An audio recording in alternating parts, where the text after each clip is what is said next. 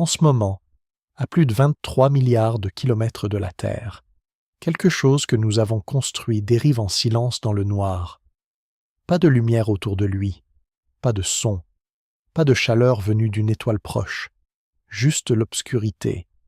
Une obscurité si totale, si absolue, qu'elle n'a aucun équivalent sur notre planète. Même la nuit la plus noire que vous ayez jamais connue, au fond d'une campagne sans lune, sans étoiles visibles, était infiniment plus habitée que cet endroit-là. Là-bas, les atomes eux-mêmes se raréfient, le temps semble se dilater, et dans ce vide presque parfait, quelque chose avance, lentement, patiemment, fidèlement. Cela fait plus de 45 ans qu'il est en route. Bienvenue aux scientifiques endormis. Que vous soyez là pour vous laisser dériver doucement vers le sommeil après une longue journée, pour laisser votre esprit vagabonder librement parmi les étoiles, ou simplement pour accompagner cette nuit d'une voix tranquille. Vous êtes exactement là où il faut être. Ce soir, nous allons suivre deux petits engins lancés dans l'espace en 1977. Deux sondes jumelles, construites avec la technologie de l'époque. Des calculateurs moins puissants qu'une montre moderne, des batteries nucléaires de la taille d'une valise et une antenne blanche pointée en permanence vers la Terre, comme une main tendue à travers le vide. Elles s'appellent Voyager 1 et Voyager 2. Elles ont survolé Jupiter et ses lunes volcaniques. Elles ont révélé les anneaux de Saturne dans toute leur complexité. Elles ont photographié Uranus couché sur le côté, Neptune et ses tempêtes supersoniques. Et puis elles ont continué, au-delà des planètes, au-delà du système solaire, jusqu'à l'espace entre les étoiles, là où aucun objet humain n'était jamais allé. Elles portent avec elles quelque chose d'inattendu, pas seulement des instruments scientifiques, quelque chose de plus petit et de beaucoup plus grand. Nous en parlerons ce soir, au bon moment. Ce soir, nous allons les suivre depuis leur naissance jusqu'aux confins de l'univers connu. Avant de partir, une petite chose. Si ces voyages nocturnes vous font du bien, si cette voix vous accompagne utilement dans la nuit, un like et un abonnement m'aident à continuer. Comme un signal faible mais fidèle, envoyé de loin. Je l'entendrai. Et dans les commentaires, dites-moi d'où vous écoutez ce soir. D'une grande ville qui ne dort jamais, ou d'un endroit calme où le silence est presque complet. Je lis chaque message. Et il y a quelque chose de réconfortant à savoir que quelqu'un quelque part, dans un fuseau horaire différent du mien, écoute la même voix parler des mêmes étoiles. Ce voyage est conçu pour éveiller doucement la curiosité et inviter au sommeil. Pas pour remplacer votre médecin. Maintenant, installez-vous, respirez, les épaules qui se relâchent, les yeux qui se ferment si vous le souhaitez, le corps qui commence à se poser. Parce que pour comprendre pourquoi voyager existe, pour comprendre comment deux engins construits dans les années 70 sont devenus les objets les plus lointains que l'humanité ait jamais touchés, il faut d'abord revenir en arrière, dans un monde très différent du nôtre, un monde où l'espace n'était pas encore un endroit que l'on visitait, où il était encore un rêve, ou une arme, ou les deux à la fois. Mais avant de comprendre voyager, il faut comprendre l'époque qui l'a rendu possible, et l'époque qui l'a rendu nécessaire. Revenons donc en arrière, dans les années 60, dans la tension, dans la peur, et dans ce désir étrange, irrépressible, de lever les yeux vers le ciel et de se demander ce qu'il y a là-haut. Imaginez une ville, n'importe laquelle, quelque part dans le monde occidental, au milieu des années 60. Les journaux sont épais le matin. Pas de bonnes nouvelles en première page, rarement. Les titres parlent de missiles, de négociations, de frontières. Les enfants apprennent à l'école comment se mettre à l'abri si une sirène retentit. Les familles installent des radios dans leur cuisine et les laissent allumer, pas pour la musique, mais pour ne pas manquer une annonce importante. Il y a une tension dans l'air de cette époque, pas la tension d'un orage qui approche et qui finit par éclater. Quelque chose de plus patient, de plus insidieux. C'était la guerre froide. D'un côté, les États-Unis, de l'autre, l'Union soviétique. Deux superpuissances séparées par des océans, des idéologies et une incompréhension profonde de ce que l'autre voulait vraiment. Deux nations capables, chacune, de détruire l'autre plusieurs fois. Et pourtant, aucune ne tirait. C'était peut-être la chose la plus étrange de cette époque. La guerre la plus dangereuse de l'histoire humaine, et elle ne ressemblait à aucune guerre. Pas de champ de bataille visible. Pas de front qui avance ou recule. Juste deux géants qui se regardèrent par-dessus un précipice, chacun convaincu que l'autre allait finir par reculer. Et pendant ce temps, les gens ordinaires vivaient dedans. Ils faisaient leurs courses, ils emmenaient leurs enfants à l'école, ils regardèrent la télévision le soir.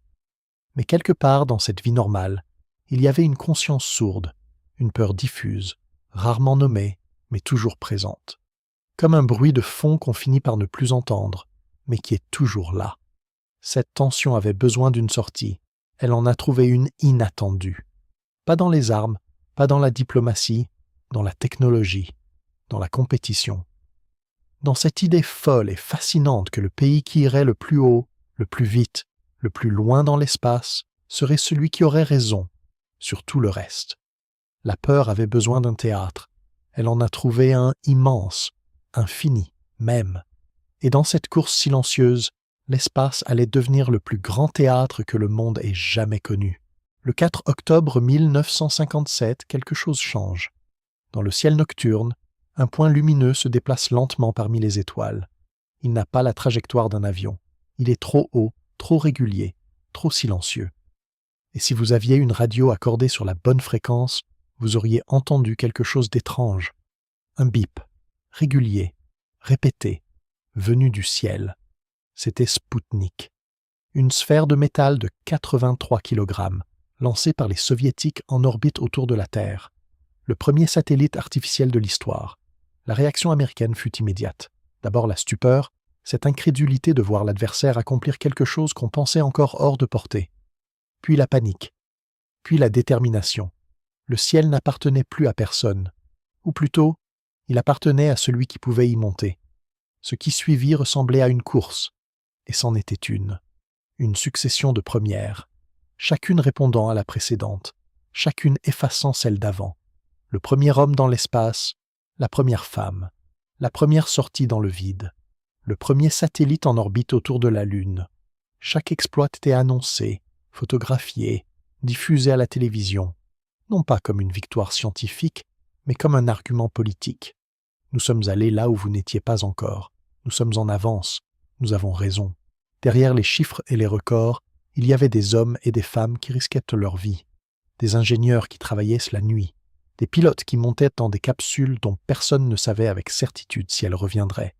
Les échecs étaient nombreux, des fusées qui explosaient au décollage, des missions perdues sans explication, des noms qu'on ne prononçait pas trop fort de chaque côté du rideau de fer. Mais quelque chose d'inattendu se produisait dans cette compétition. En cherchant à se dépasser mutuellement, les deux nations produisaient quelque chose qui n'appartenait à aucune d'elles. Des images de la Terre vues depuis l'espace, une bille bleue et blanche suspendue dans le noir absolu, sans frontières visibles, sans drapeau, sans ligne tracée entre les nations. La première photographie de la Terre entière, ce lever de terre pris depuis la Lune, en 1968, fit le tour du monde. Et pour quelques jours, quelques semaines, quelque chose d'étrange se produisit. Les gens regardaient cette image et oubliaient, brièvement, de quel côté ils étaient. Pour la première fois, nous nous étions vus de l'extérieur, et ce que nous avions vu était beau. Et puis vint le moment que personne n'oublierait jamais, pas même ceux qui ne l'avaient pas vécu. Le 20 juillet 1969, des millions de foyers dans le monde entier sont plongés dans une demi-obscurité. Les écrans de télévision, en noir et blanc pour la plupart, diffusent une image granuleuse, tremblotante, presque irréelle. On distingue à peine ce qu'on voit, une surface grise et poussiéreuse, une combinaison blanche, un ciel noir, parfaitement noir, sans aucune étoile visible. Les familles sont silencieuses. Les enfants ne posent pas de questions. Les adultes n'osent pas parler, comme si le moindre bruit pouvait briser quelque chose de fragile. La planète entière est suspendue à un signal radio qui a mis un peu plus d'une seconde à traverser les 384 000 kilomètres entre la Lune et la Terre. Puis une silhouette descend lentement une échelle, pose un pied sur la poussière grise, s'arrête. Dans les salles de contrôle, des hommes en chemise blanche et cravate étroite portent les mains à leur bouche. Certains ferment les yeux, d'autres regardent sans cligner, comme s'ils avaient de peur de rater quelque chose qui ne se reproduirait jamais. Ce pied posé sur la poussière lunaire, ce n'était pas une victoire américaine. Pas vraiment. Pas ce soir-là. Pas dans ces premières secondes. C'était quelque chose de plus difficile à nommer. Ce pied, c'était le nôtre, le pied de l'espèce entière, de tout ce que nous avions été depuis les premières traces laissées dans la boue d'une rive africaine, des millénaires plus tôt. Pour quelques heures, il n'y avait plus de guerre froide. Il n'y avait plus qu'une lune. L'euphorie qui suivit fut réelle, profonde, mondiale. Les journaux du lendemain matin étaient différents de tous les journaux précédents. Il y avait quelque chose dans les manchettes, quelque chose dans le choix des mots, qui ressemblait à de la fierté collective. Pas nationale, collective. Mais les jours passèrent, puis les semaines. La guerre froide reprit. Les problèmes terrestres restèrent. Les mêmes tensions, les mêmes peurs, les mêmes fractures. La Lune avait été touchée, mais on était revenu sur Terre. Et le monde, doucement, commença à regarder ailleurs. Après ce saut géant, quelque chose d'étrange se produisit. Le monde commença à regarder ailleurs. Dès Apollo 12, quelque chose avait changé. Pas dans l'espace, là-haut. Les astronautes faisaient leur travail avec la même rigueur, le même courage, le même professionnalisme. Mais sur Terre, dans les salons, dans les rédactions, dans les couloirs du Congrès américain, quelque chose s'était attiédi. La télévision n'interrompait plus ses programmes pour diffuser les décollages en direct. Les journaux consacraient moins de colonnes, moins de pages, moins d'encre à ces voyages vers la Lune qui se ressemblaient, disait-on, trop les uns aux autres. L'ironie était cruelle. Plus on retournait sur la Lune, moins c'était surprenant. La Lune avait été conquise. Et une chose conquise perd vite son mystère. Elle devient un endroit, et les endroits, avec le temps, deviennent ordinaires. Les budgets tombèrent. Au Congrès américain, les calculatrices remplacèrent l'enthousiasme. Des missions Apollo déjà planifiées furent annulées, les fusées construites, les combinaisons cousues, les trajectoires calculées. Tout cela rangé dans des entrepôts, ou fondu, ou simplement oublié. La NASA, qui avait gravi la plus haute montagne de l'histoire humaine, se retrouvait maintenant à chercher sa prochaine direction. Dans les couloirs du Jet Propulsion Laboratory, à Pasadena en Californie, des équipes brillantes regardèrent leur projet s'amenuiser. Des ingénieurs qui avaient consacré les meilleures années de leur jeunesse à résoudre des problèmes que personne n'avait jamais rencontrés, et qui se demandaient maintenant ce qu'on attendait d'eux. On ne leur demandait pas de s'arrêter de rêver, on leur demandait de rêver moins cher. Mais la curiosité, elle, ne s'était pas arrêtée. Les astronomes continuaient de regarder, de pointer leurs télescopes vers le ciel, vers ces points lumineux qui n'étaient pas des étoiles, trop proches, trop lents dans leur déplacement, trop différents. Jupiter, Saturne, Uranus, Neptune, des mondes colossaux, mystérieux, que personne n'avait jamais vus de près, des surfaces que personne n'avait jamais photographiées, des tempêtes, peut-être, des lunes, certainement, des secrets que les télescopes terrestres ne pouvaient qu'entrevoir, jamais vraiment voir. Là-bas, au-delà de Mars, des géants attendaient, silencieux, patients, comme s'ils savaient que quelqu'un finirait par venir, et puis, comme si l'univers lui-même avait décidé de tendre la main, quelque chose s'aligna, littéralement. Environ tous les 175 ans, quelque chose de remarquable se produit dans notre système solaire. Les planètes extérieures, Jupiter, Saturne, Uranus, Neptune, se positionnent de telle façon qu'un voyage de l'une à l'autre devient possible sans emporter de carburant supplémentaire. Chaque planète dans cette configuration rare peut offrir à une sonde qui passe près d'elle un coup d'accélérateur gratuit, en lui prêtant une fraction infime de sa propre énergie orbitale. Imaginez des îles qui se rapprochent temporairement dans un océan immense, formant un chemin que vous pouvez sauter d'une à l'autre. Normalement, ces îles sont séparées par des distances infranchissables, sans une quantité considérable de carburant. Mais pendant quelques années, elles s'alignent. Et si vous partez au bon moment, vous pouvez passer de l'une à l'autre en vous laissant porter. C'est l'assistance gravitationnelle. Pas un concept nouveau, les physiciens le connaissaient depuis longtemps. Mais la pratiquer, la calculer avec assez de précision pour qu'une sonde de quelques centaines de kilogrammes puisse en profiter à des milliards de kilomètres de la Terre, c'était une autre histoire. L'élégance de ce mécanisme est presque troublante. Une sonde qui passe suffisamment près d'une planète vole une fraction imperceptible de l'élan de cette planète. La planète ralentit, de quelques millimètres par an, pas davantage. La sonde, elle, accélère de façon significative et change de trajectoire, sans brûler une goutte de carburant supplémentaire. C'est peut-être la plus belle économie que la physique ait jamais offerte à l'humanité.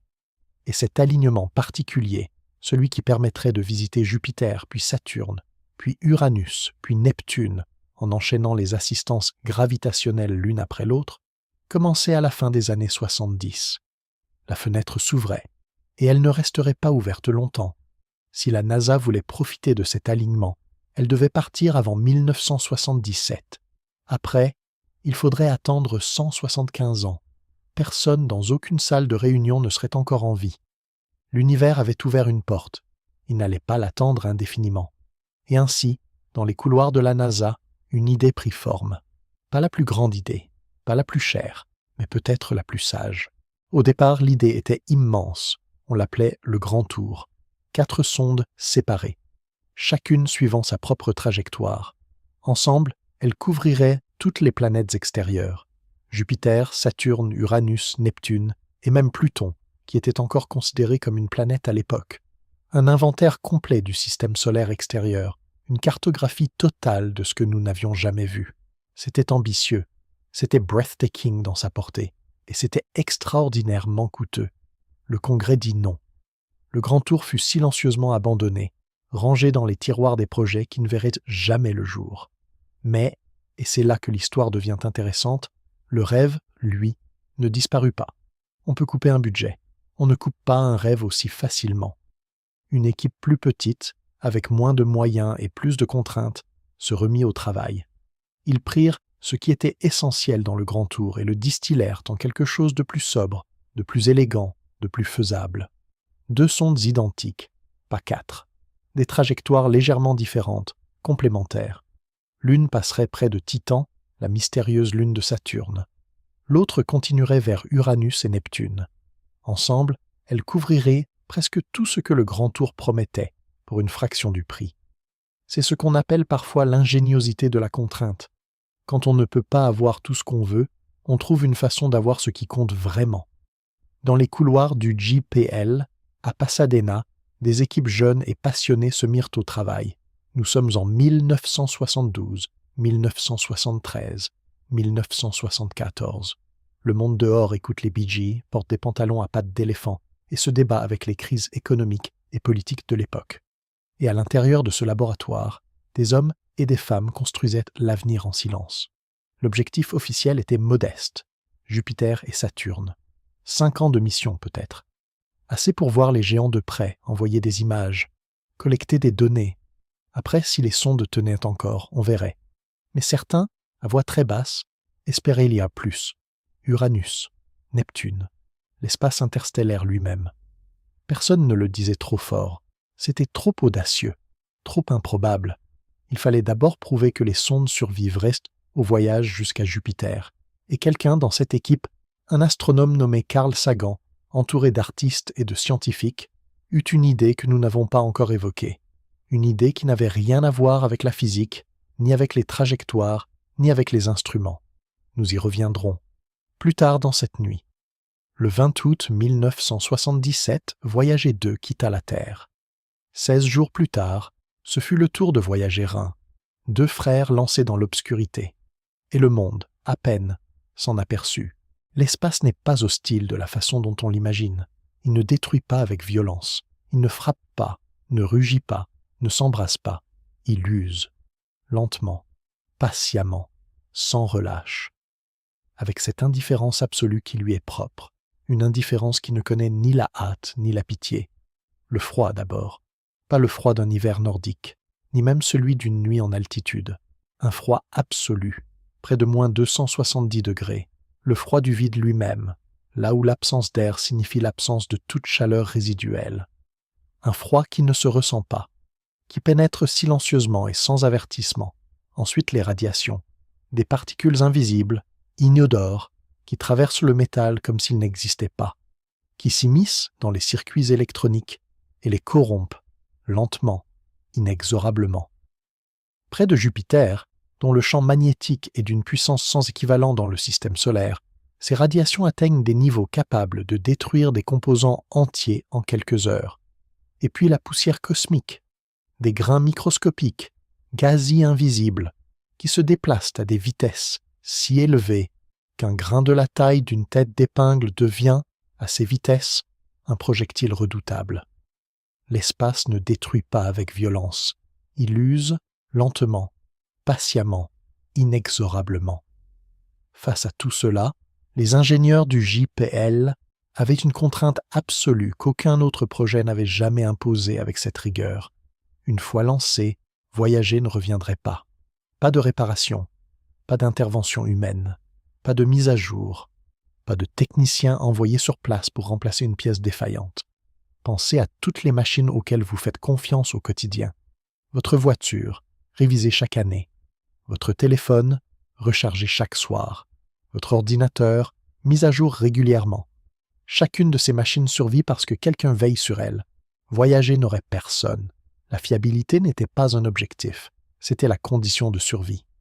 Face à cette réalité, les ingénieurs adoptèrent une philosophie qui semble contre-intuitive, mais qui est en réalité profondément sage. Moins et plus. Chaque pièce supplémentaire est un point de défaillance potentiel. Chaque système complexe est un risque. Chaque couche d'ingénierie sophistiquée est une chose de plus qui peut se briser à 40 millions de kilomètres de la Terre, sans qu'on puisse rien y faire. Ils ne construisirent pas une voiture de course. Ils construisirent de quelque chose qui ressemblait davantage à une tortue. Sobre peut-être, peu spectaculaire peut-être, mais faite pour durer. Alors, à quoi ressemblait cette tortue cosmique? Que voit-on exactement quand on regarde une photographie de Voyager? Imaginez la sonde devant vous. Pas aussi grande qu'on pourrait le croire, moins de 900 kg au lancement, à peu près le poids d'une petite voiture. Mais là où une voiture est compacte, dense, fermée sur elle-même, Voyager est tout le contraire. Une structure ouverte, des bras qui s'étendent dans différentes directions, des perches qui s'élancent loin du corps central, quelque chose qui ressemble au premier regard à une sculpture plutôt qu'à une machine, presque fragile en apparence.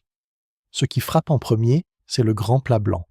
Une antenne parabolique, 3,7 mètres de diamètre, parfaitement ronde, parfaitement lisse, tournée en permanence vers la Terre.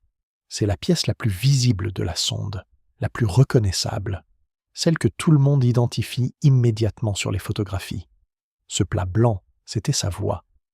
Tout ce que Voyager a découvert, chaque image de Jupiter, chaque mesure du champ magnétique de Saturne, chaque donnée collectée dans l'espace interstellaire, est passé par cette antenne, un signal envoyé à travers des milliards de kilomètres de vide, à une vitesse que rien ne dépasse, pour arriver sur Terre avec une puissance si infime qu'il faudrait des milliards de signaux semblables pour allumer une simple ampoule.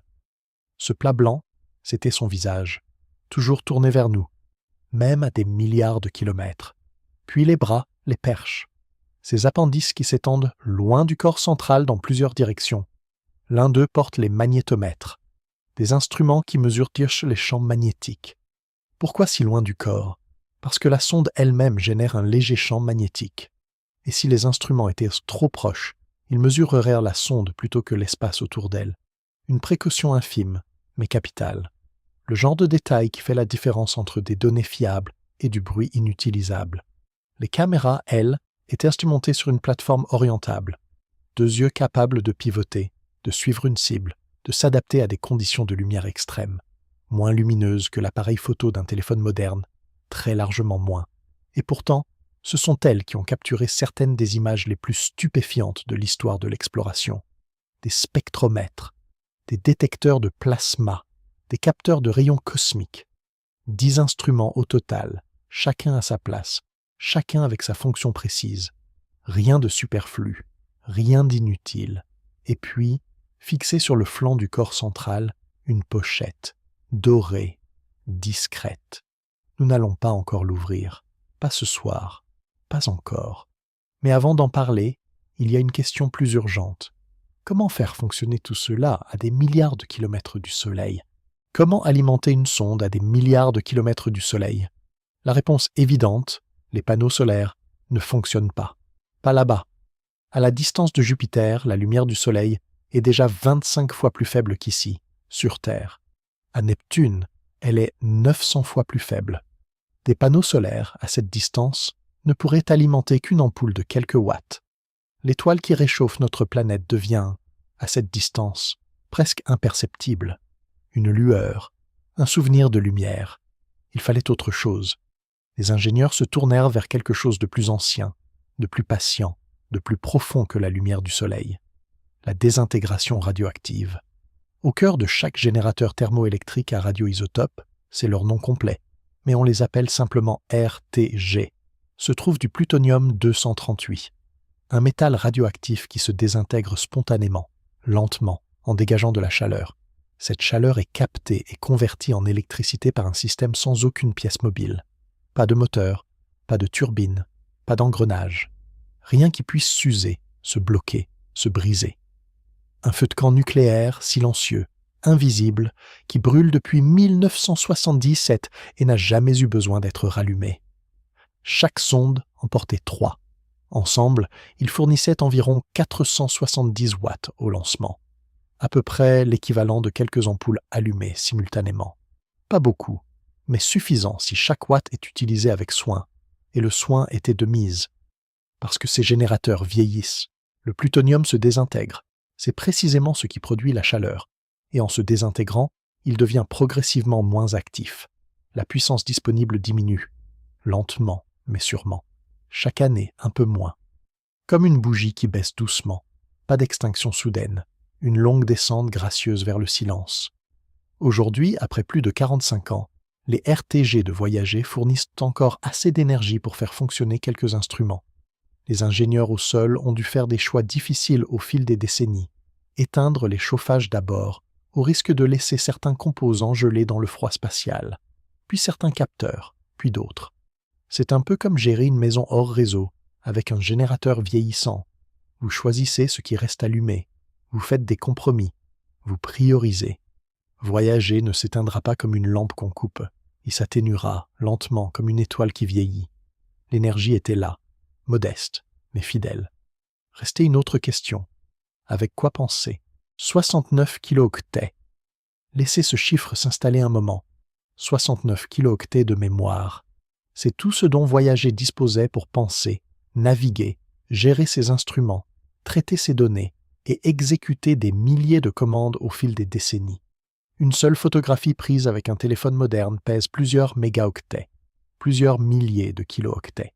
Le cerveau entier de Voyager tiendrait confortablement sur une disquette des années 80, avec de la place pour quelques recettes de cuisine et peut-être un agenda. Il y a quelque chose d'humiliant là-dedans, et quelque chose d'absolument magnifique, parce que ces 69 kilooctets devaient se faire quelque chose que nos téléphones, avec leurs milliards de fois plus de mémoire, ne font pas, fonctionner parfaitement, sans interruption, sans mise à jour, sans redémarrage possible, pendant des décennies, à des milliards de kilomètres de quiconque pourrait les réparer. Chaque ligne de code écrite pour Voyager était pesée, vérifiée, revérifiée, optimisée jusqu'à sa forme la plus compacte, la plus efficace, la plus irréprochable possible. Pas de superflu, pas de raccourci, pas de lignes ajoutées par habitude ou par commodité. Les contraintes transformaient les programmeurs en orfèvres. Pensez à nos logiciels modernes, des applications qui consomment des gigaoctets de mémoire pour afficher un texte, des systèmes d'exploitation qui nécessitent des mises à jour hebdomadaires pour corriger des failles que personne n'avait prévues. Une complexité qui engendre d'autres complexités dans une spirale sans fin. Voyager, lui, a traversé le système solaire entier, franchi l'héliosphère et atteint l'espace interstellaire avec 69 kilooctets. Il y a quelque chose de profondément instructif dans cette disproportion. La puissance brute ne suffit pas. L'élégance de la conception compte davantage. Et parfois, la contrainte absolue, l'impossibilité d'en faire plus, force à faire mieux. 69 kilooctets pour penser. Mais encore fallait-il trouver comment parler, à travers des distances que l'esprit humain peine à concevoir. 22 heures. C'est le temps qu'il faut aujourd'hui à un signal de Voyager 1 pour nous parvenir. Un signal radio, voyageant à la vitesse de la lumière. La chose la plus rapide qui existe dans l'univers. Et pourtant, 22 heures. Allez simple. Pour poser une question à Voyager et recevoir sa réponse, il faut 44 heures. Presque 2 jours. Pour un simple échange. 22 heures à la vitesse de la lumière. Ce n'est plus un chiffre, c'est un vertige. Et ce signal qui arrive après 22 heures de voyage, à quelle puissance arrive-t-il? Moins d'un milliardième de watts. une grandeur si petite qu'elle n'a pas vraiment d'équivalent dans notre expérience quotidienne, plus faible que la lueur d'une bougie vue depuis la Lune. Et pourtant, ce signal porte des informations réelles, des mesures précises, des données sur l'espace interstellaire qu'aucun autre instrument ne peut collecter.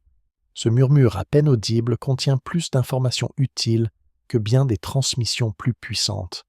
La voix la plus lointaine que l'humanité ait jamais entendue est aussi la plus faible. Et nous l'écoutons quand même. Pour l'écouter, il faut des oreilles exceptionnelles. Le Deep Space Network, réseau d'écoute de l'espace profond, en est la réponse. 3 stations réparties sur la Terre, en Californie, en Espagne et en Australie. Chacune équipée d'antennes paraboliques de plusieurs dizaines de mètres de diamètre, orientées avec une précision chirurgicale, refroidies à des températures proches du zéro absolu pour réduire au minimum le bruit électronique qui pourrait masquer le signal. 3 oreilles géantes plantées sur 3 continents qui écoutent le silence de l'espace dans l'espoir d'y trouver un murmure. Ces stations ne servent pas qu'à écouter. Elles envoient aussi des commandes, des instructions à voyager, éteindre cet instrument, allumer celui-là, ajuster cet angle, prendre cette mesure. Des commandes qui mettent 22 heures à arriver et dont la confirmation met 22 heures à revenir. Piloter. Voyager ressemble à écrire une lettre à quelqu'un qui vit à l'autre bout du monde, sachant que votre lettre mettra 22 heures à arriver et sa réponse 22 heures à revenir, et que pendant ce temps, vous ne pouvez que faire confiance à ce que vous avez écrit. Des êtres humains, aujourd'hui encore, consacrent leur carrière à écouter voyager. Chaque matin, quelque part dans le monde, quelqu'un allume ses instruments et vérifie que le signal est toujours là, que la voix la plus lointaine de l'humanité répond encore. Chaque solution trouvée par ces ingénieurs avait un point commun. Non pas la puissance, non pas la complexité, mais quelque chose de plus rare, l'élégance. Notre époque associe la performance à la complexité. C'est une hypothèse si profondément ancrée dans notre façon de penser qu'on ne la remarque même plus. Plus de mémoire, plus de puissance, plus de fonctionnalité. Plus c'est sophistiqué, plus c'est efficace. C'est ce que nous dit chaque publicité, chaque mise à jour, chaque nouvelle génération de produits. Voyager contredit cette hypothèse de façon spectaculaire. 69 kilooctets de mémoire, 3 générateurs nucléaires de la taille d'une valise, une antenne de 3,7 mètres, des instruments conçus avec la technologie des années 70. Et pourtant, il a traversé le système solaire entier. Il a survécu à Jupiter et à ses radiations dévastatrices. Il a vu Saturne, Uranus, Neptune, et il a continué, au-delà de tout ça, jusqu'à l'espace interstellaire. La leçon de voyager n'est pas technologique, elle est presque philosophique. Parfois, moins bien pensé vaut infiniment mieux que plus mal conçu. Ce que les ingénieurs du JPL ont vraiment accompli n'est pas mesurable en chiffres. C'est quelque chose de plus difficile à quantifier. Ils ont consacré des années à résoudre des problèmes que personne n'avait encore rencontrés. Avec des outils limités, des budgets contraints, des délais serrés. Et ils ont produit quelque chose qui fonctionne encore aujourd'hui, près d'un demi-siècle plus tard. Mais la vraie prouesse n'est pas là non plus. La vraie prouesse, c'est la confiance. Ils ont construit quelque chose et l'ont lâché dans le noir, en faisant confiance à leurs calculs, à leurs mains et à une physique qu'ils ne pouvaient plus vérifier une fois le lancement passé. Pas de filet, pas de possibilité de corriger une erreur après coup, juste la certitude ou l'espoir d'avoir bien fait les choses. Et sur le flanc de chaque sonde, cette pochette dorée dont nous avons parlé brièvement, ce message, cette idée qui n'avait rien à voir avec la physique, ni avec les trajectoires, ni avec les instruments. Nous y reviendrons, quand le moment sera venu, plus tard dans cette nuit. Pour l'instant, les plans étaient tracés, les composants assemblés, les calculs vérifiés une dernière fois, et le 20 août 1977, dans la chaleur de l'été floridien, Voyager 2 s'éleva au-dessus de la Terre. 16 jours plus tard, Voyager 1 le suivit. 2 engins identiques, 2 destins légèrement différents, et un silence, soudain, là où il y avait eu du bruit. 18 mois. 18 mois de silence, de vide, de noir absolu. 18 mois pendant lesquels Voyager a traversé l'espace entre la Terre et Jupiter sans rien à observer, sans image à envoyer, sans découverte à annoncer. Juste le mouvement, juste la progression silencieuse vers un rendez-vous que des centaines de personnes avaient passé des années à calculer.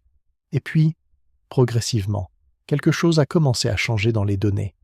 Un point lumineux dans le champ des instruments. D'abord indistinct, à peine différent de ce qui l'entourait, puis un peu plus net, puis plus grand encore. Semaine après semaine, voyager s'approchait. Et Jupiter, qui n'avait jamais été qu'un point brillant dans le ciel nocturne terrestre, commençait à devenir autre chose. Elle devenait un monde. Dans la salle de traitement des images du JPL, les premières photographies véritablement détaillées arrivent. Pas instantanément. La technologie de l'époque construit les images ligne par ligne, comme un store qui se lève lentement. Les scientifiques regardent en silence. Certains sont debout depuis des heures. Certains ont leurs notes à la main, leur stylo levé, prêts à annoter, à mesurer, à analyser.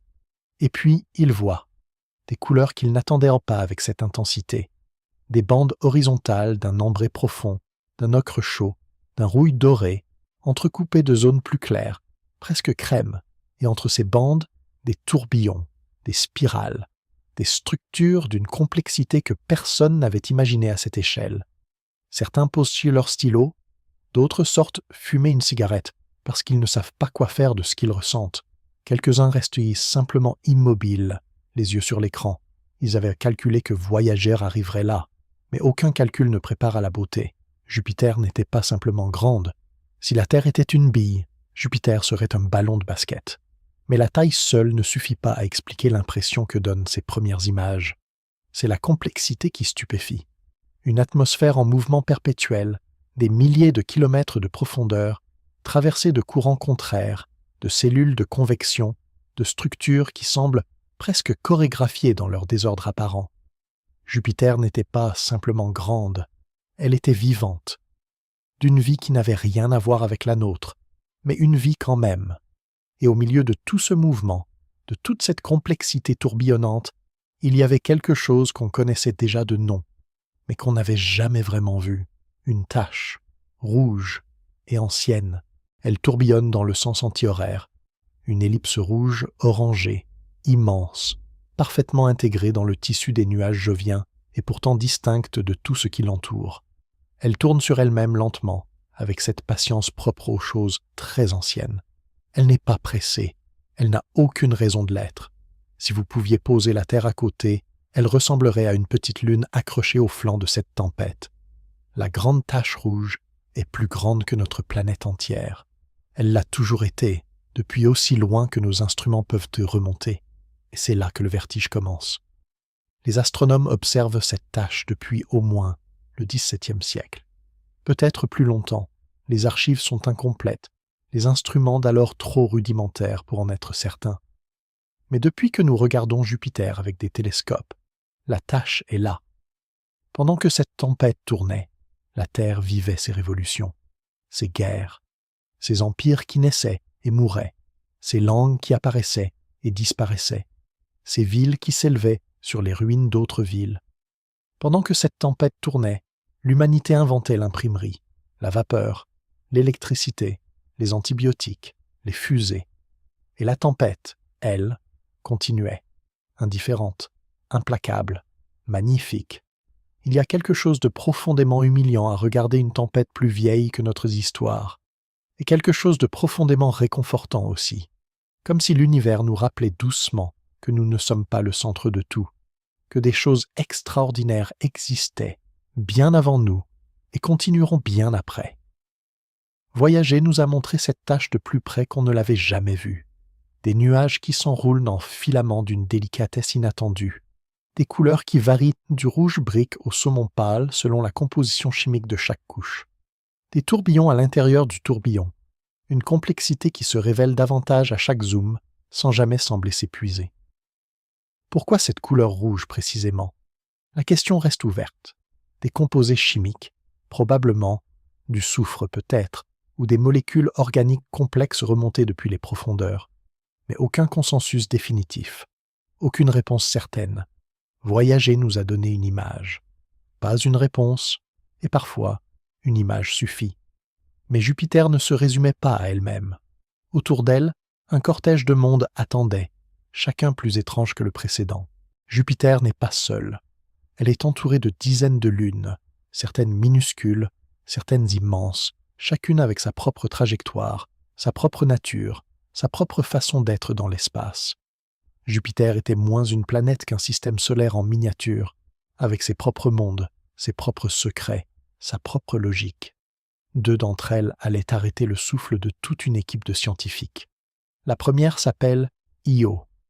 Avant voyager, on s'attendait à trouver sur Io ce qu'on trouve sur la plupart des lunes de notre système solaire. Une surface froide, morte, criblée de cratères. L'histoire d'un monde qui avait connu son heure de gloire géologique dans les premiers temps du système solaire et qui depuis lors se contentait de dériver en silence, figé dans le temps. Ce que Voyager a trouvé était exactement le contraire. Une surface couverte de volcans, actifs, en éruption, certains au moment même du survol, des panaches de matière s'élevant à des centaines de kilomètres dans le vide, visibles directement sur les photographies, comme des champignons lumineux accrochés à la surface d'une lune qui n'aurait pas dû en avoir. La palette de couleurs des Io n'existe nulle part ailleurs dans le système solaire. Jaune soufre, orange brûlé, noir de lave refroidie, rouge sang des dépôts volcaniques. Une surface qui ressemble à une palette de peintre laissée sous le soleil. Sauf que ce soleil est une planète géante dont les forces de marée pétrissent l'intérieur d'Io comme une balle de caoutchouc, générant une chaleur interne phénoménale.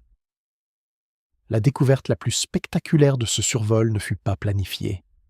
Un ingénieur examinait une photographie pour des raisons tout à fait banales, cherchant autre chose, regardant l'arrière-plan de l'image plutôt que son sujet principal. Et soudain, quelque chose attira son œil. Un panache volcanique, visible en arrière-plan, s'élevant doucement au-dessus du limbe d'Io. Une découverte accidentelle, la plus spectaculaire du survol. Io était en feu, littéralement, et personne ne l'avait prévu. La deuxième lune s'appelle Europe. Là où Io est chaotique et violente, Europe est lisse et blanche. Une surface de glace presque sans cratère, ce qui, en termes géologiques, signifie une surface jeune, une surface renouvelée régulièrement par quelque chose qui se passe en dessous. Des fissures sillonnent cette glace, des lignes brunes et rougeâtres qui courent sur des milliers de kilomètres, comme les craquelures d'un œuf trop serré dans une main.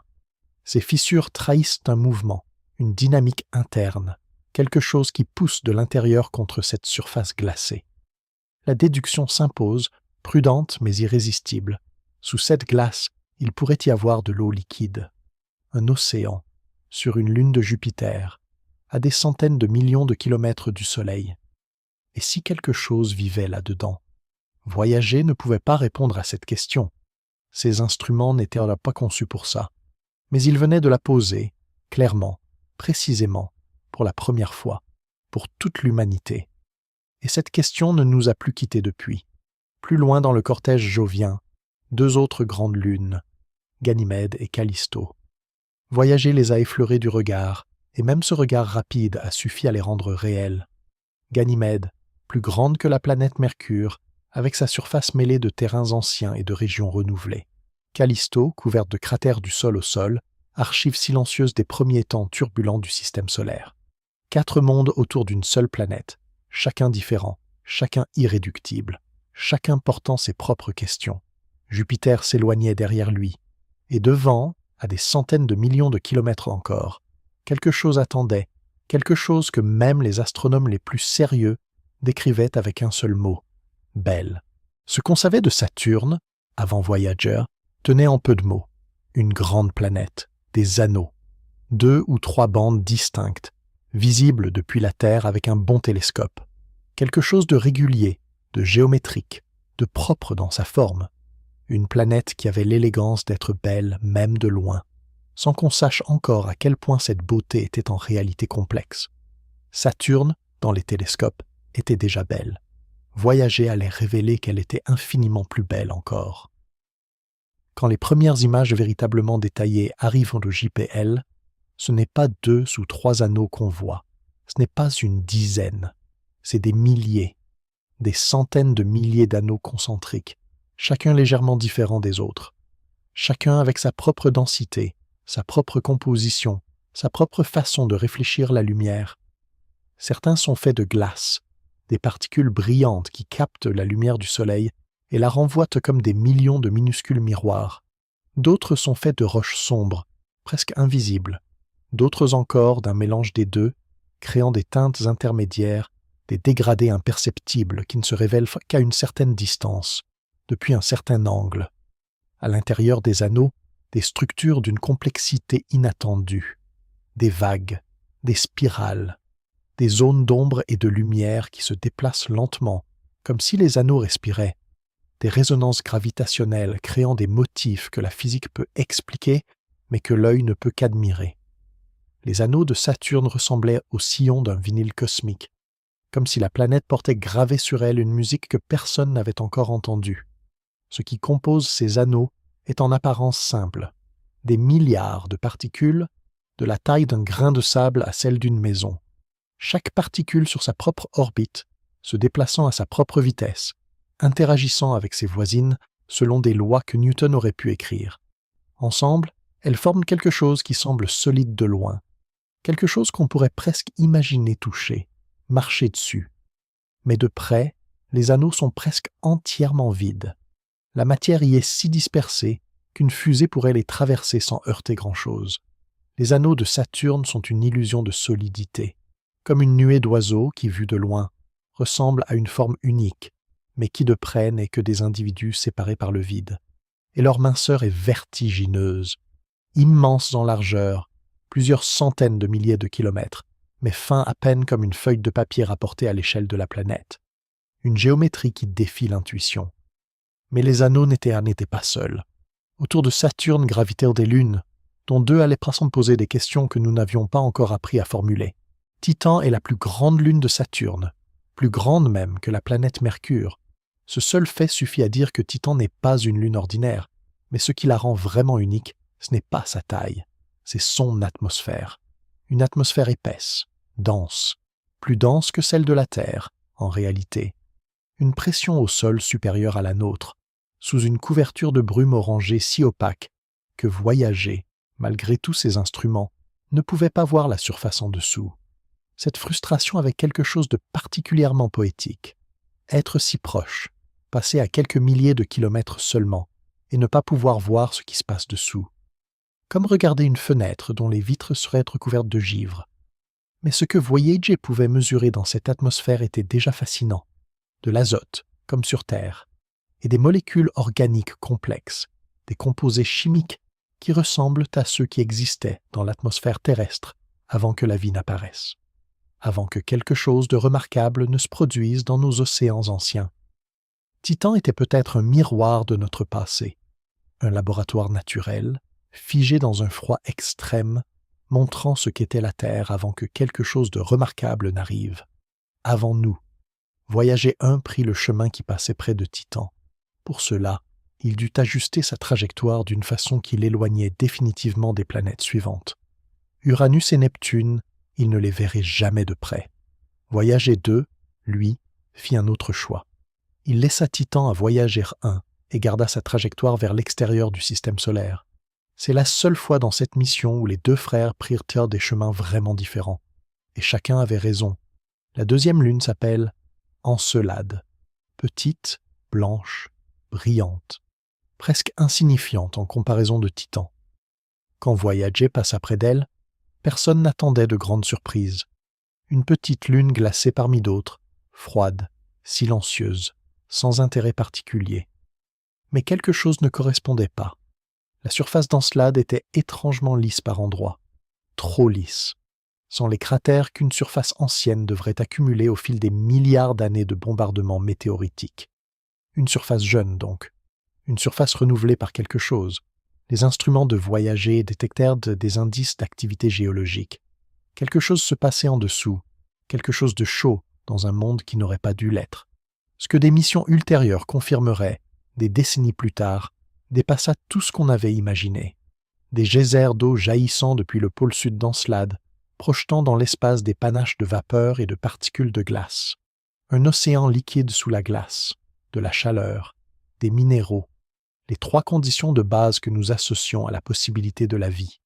Voyager n'avait pas vu les geysers. Ses instruments n'étaient peut-être pas assez sensibles, son passage trop rapide. Mais il avait vu quelque chose, un murmure dans les données, une anomalie discrète dans la surface lisse.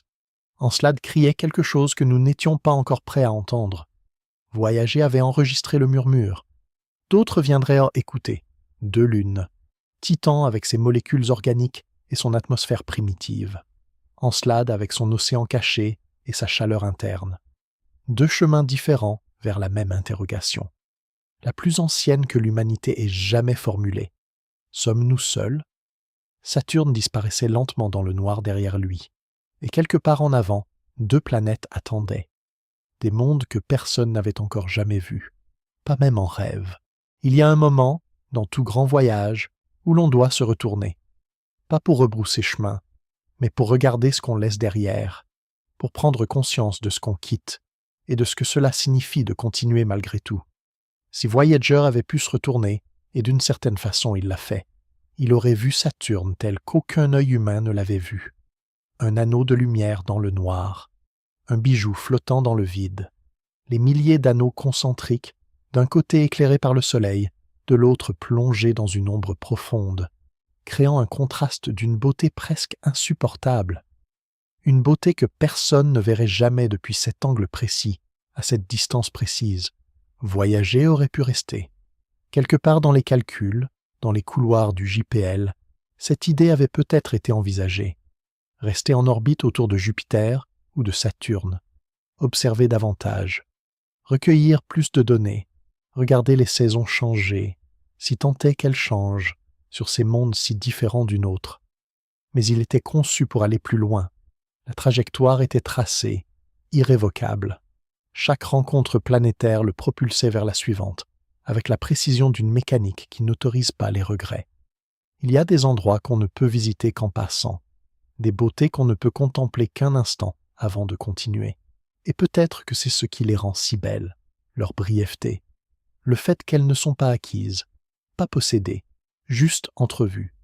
Devant lui maintenant, une longue traversée, 5 ans de vide avant d'atteindre Uranus, 5 ans sans planète à survoler, sans images spectaculaires à envoyer, sans découverte immédiate à annoncer. 5 ans, dans le noir, sans rien à voir, mais toujours en route, toujours fidèle à sa trajectoire, toujours en train d'avancer, doucement, patiemment, avec cette dignité tranquille qui allait devenir la marque de voyager. Il y a quelque chose à apprendre de ça, peut-être. Cette capacité à continuer même quand il n'y a rien de spectaculaire en vue. Cette façon de trouver du sens dans le mouvement lui-même, et pas seulement dans les destinations. Devant lui, 2 planètes attendaient dans l'obscurité. Des mondes que personne n'avait jamais photographiés de près. Des mondes que certains, au JPL, n'étaient pas sûrs d'atteindre un jour. Et pourtant, Voyager avançait, lentement, patiemment, comme s'il savait. Entre Saturne et Uranus, il n'y a rien. Pas rien au sens poétique, rien au sens littéral, pas de planète à observer, pas de lune à survoler, pas d'astéroïdes remarquables, pas de nuages de gaz, pas de structure visible qui signalerait qu'on approche de quelque chose, juste l'espace, dans toute son immensité tranquille et indifférente. Si l'on réduisait le système solaire à la taille d'un terrain de football, Saturne et Uranus se trouveraient à plusieurs dizaines de mètres l'une de l'autre. Et entre les deux, rien, pas même une pierre. 5 ans. C'est le temps qu'il fallut à Voyager 2 pour traverser ce vide. 5 ans pendant lesquels le monde continua de tourner. Des présidents furent élus, des guerres commencèrent et se terminèrent. La technologie évolua, les ordinateurs devinrent plus puissants, les téléphones plus portables, les écrans plus nets. Des enfants nés l'année du lancement de Voyager entrèrent à l'école primaire. D'autres en sortirent. Au JPL, les équipes changèrent aussi. Certains ingénieurs partirent à la retraite, ceux qui avaient vissé les premiers boulons, soudé les premiers circuits. D'autres arrivèrent, plus jeunes, formés sur des machines plus modernes, mais héritiers du même projet, de la même mission, de la même foi dans ce petit engin qui avançait en silence quelque part dans le noir. Et chaque matin, la même question silencieuse. Est-il encore là? Et chaque matin, la même réponse fidèle. Oui, car Voyager ne chômait pas pendant ces 5 ans. Il travaillait, discrètement, patiemment, sans spectacle. Ses instruments mesuraient en permanence ce qui l'entourait. La densité du vent solaire, qui diminuait progressivement à mesure qu'il s'éloignait du soleil. l'intensité des rayons cosmiques qui augmentait à mesure que l'influence protectrice du Soleil s'amenuisait, la direction et l'intensité des champs magnétiques interplanétaires, des données discrètes, rien qui fasse la une des journaux, rien qui provoque des larmes dans une salle de contrôle. Mais ces données silencieuses dessinaient lentement une carte de l'espace que personne n'avait jamais tracée. Chaque mesure ajoutait un point à un tableau d'ensemble que l'humanité ne pourrait jamais dresser autrement. Voyager n'avait pas besoin d'une planète pour travailler. Il travaillait dans le vide aussi bien que dans le spectacle. Peut-être mieux, parce que dans le vide, il n'y avait aucune distraction, juste la mesure, juste la donnée, juste la vérité brute de l'espace interplanétaire. Et puis, un jour, comme toujours, progressivement sans annonce, Uranus commença à grossir dans les données. Un point, puis une forme, puis un monde. De loin, Uranus ressemblait à une planète qui n'avait rien à dire. Une sphère d'un bleu-vert pâle, turquoise glacée, presque aquamarine, sans les bandes horizontales tumultueuses de Jupiter, sans les anneaux spectaculaires de Saturne. Une surface uniforme, tranquille, presque vide. Quelque chose qui semblait avoir décidé de ne pas se donner en spectacle. Uranus ressemblait à une planète qui n'avait rien à dire. Elle avait en réalité tout à cacher. Car la première chose que révèlent les instruments de voyager, avant même les images, avant même les mesures atmosphériques, c'est l'orientation de cette planète. Son axe de rotation. Toutes les planètes du système solaire tournent sur elles-mêmes avec une certaine inclinaison par rapport à leur orbite. La Terre est inclinée à 23 degrés. C'est ce qui nous donne nos saisons, ce qui fait que l'été est chaud et l'hiver froid selon l'hémisphère où l'on se trouve. Uranus, elle, est inclinée à 98 degrés, presque totalement sur le côté. Imaginez une toupie qui tournerait couchée sur le sol plutôt que debout. C'est Uranus, une planète qui roule autour du Soleil plutôt que de tourner.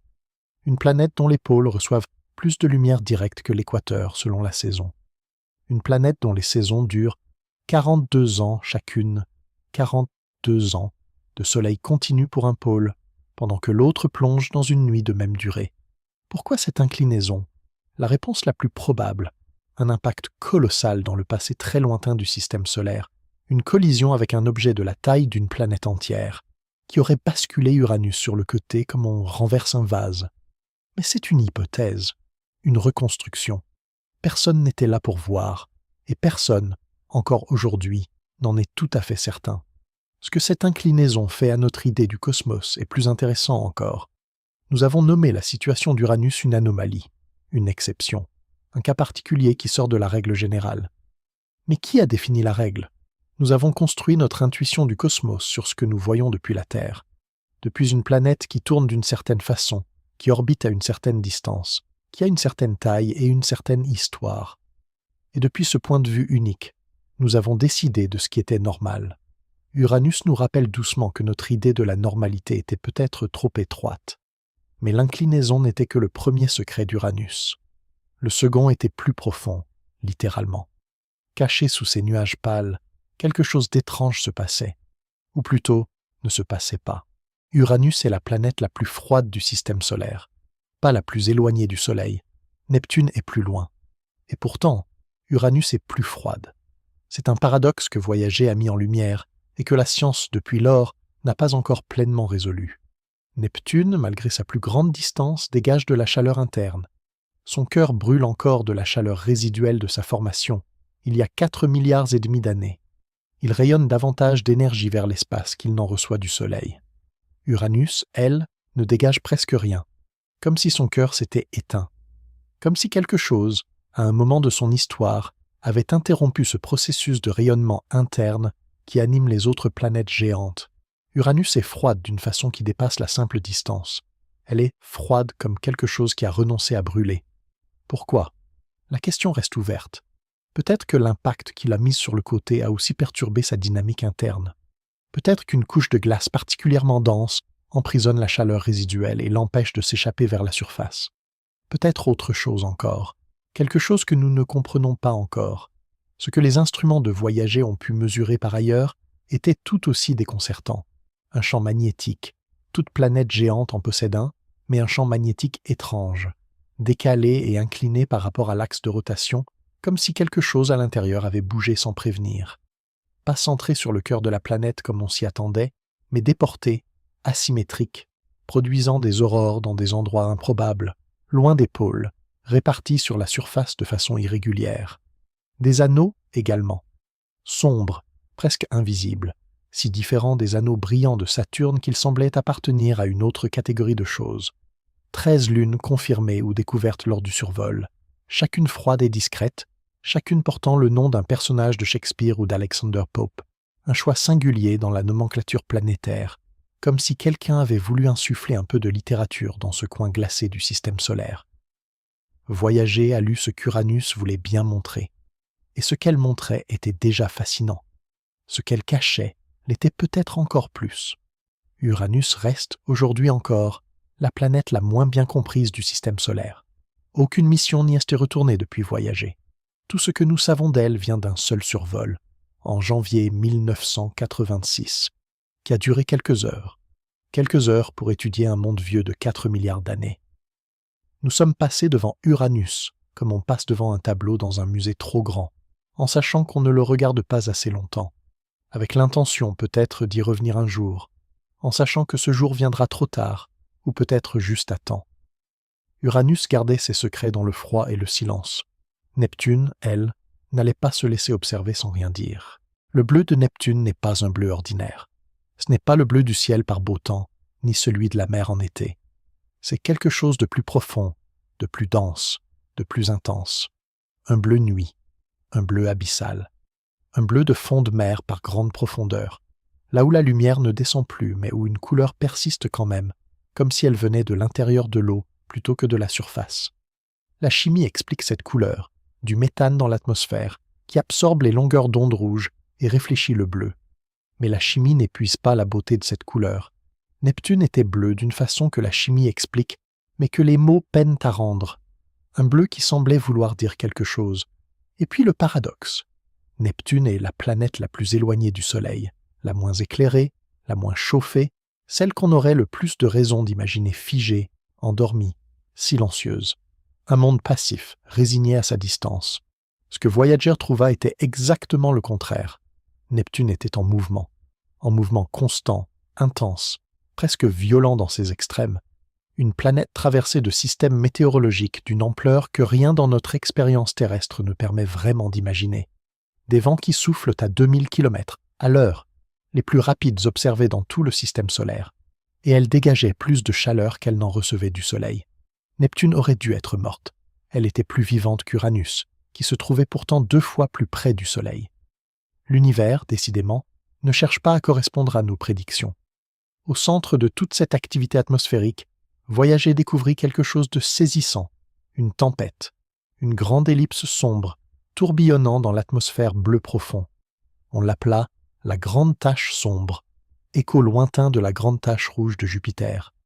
De la taille de la Terre entière, bordée de nuages blancs de méthane gelé, qui dessinaient ses contours comme de l'écume sur une vague immense.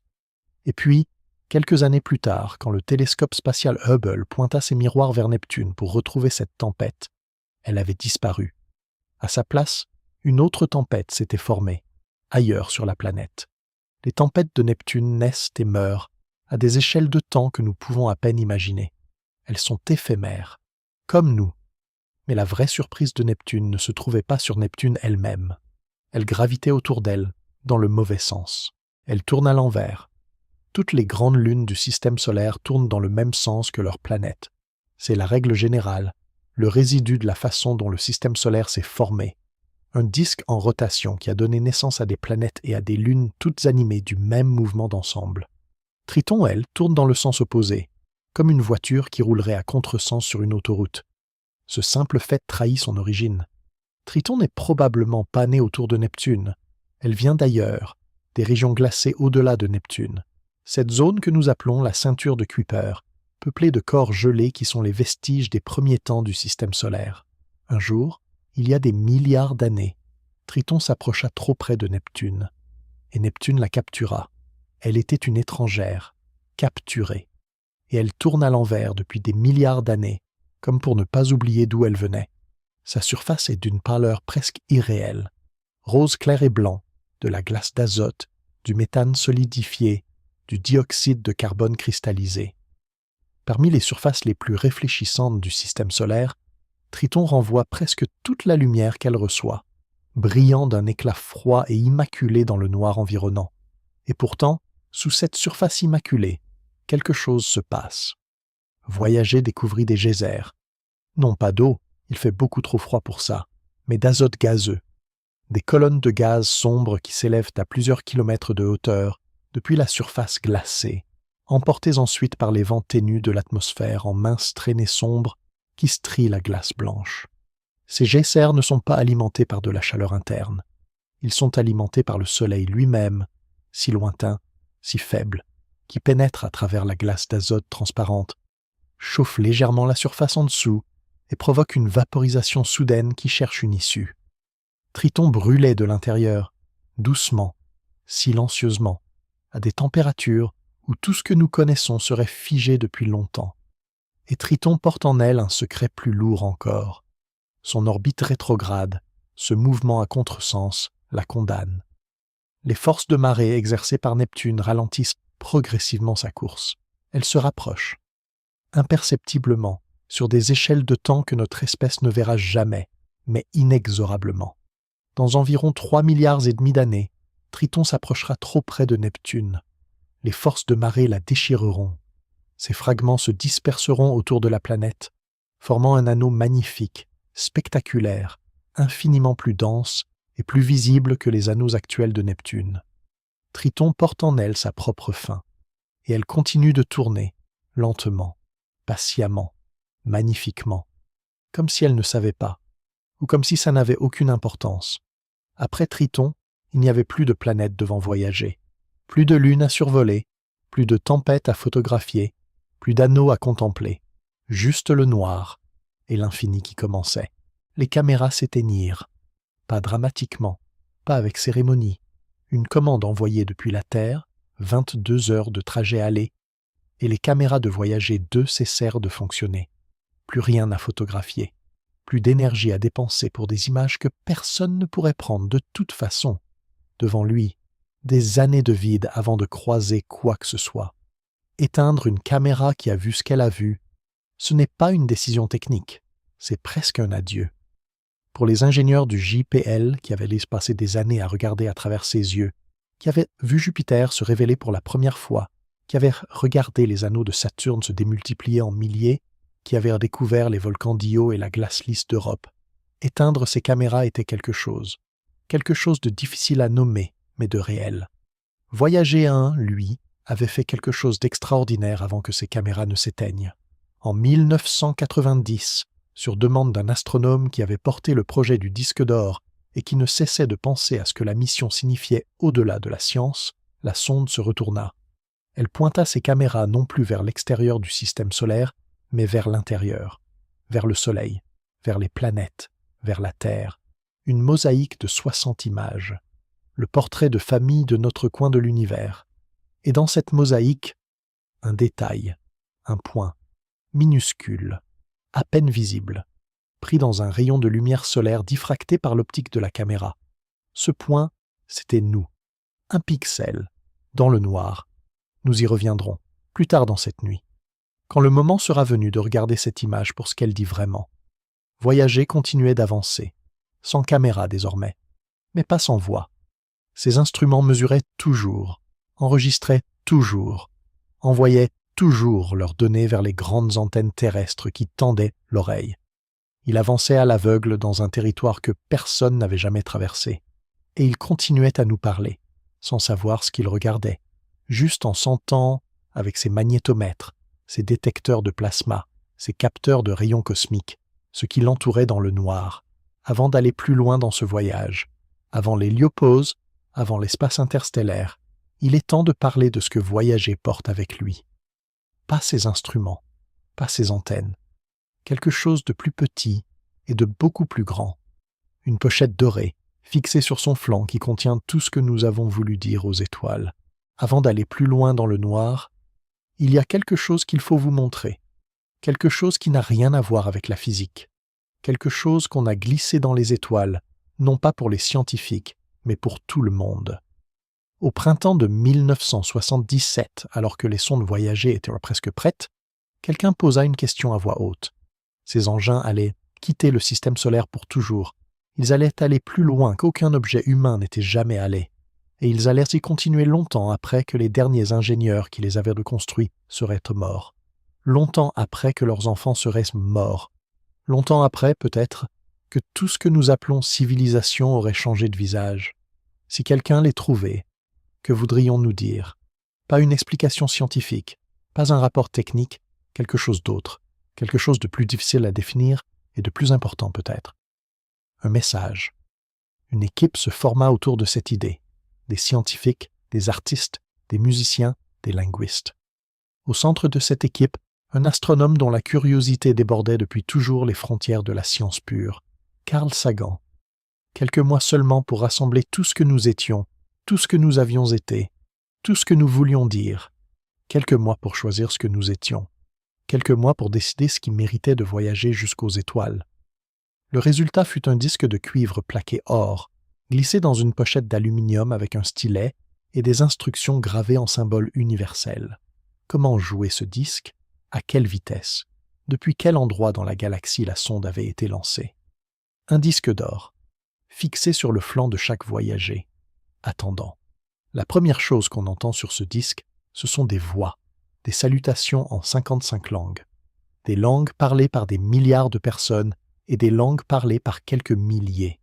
Des langues encore vivantes et des langues disparues depuis des siècles.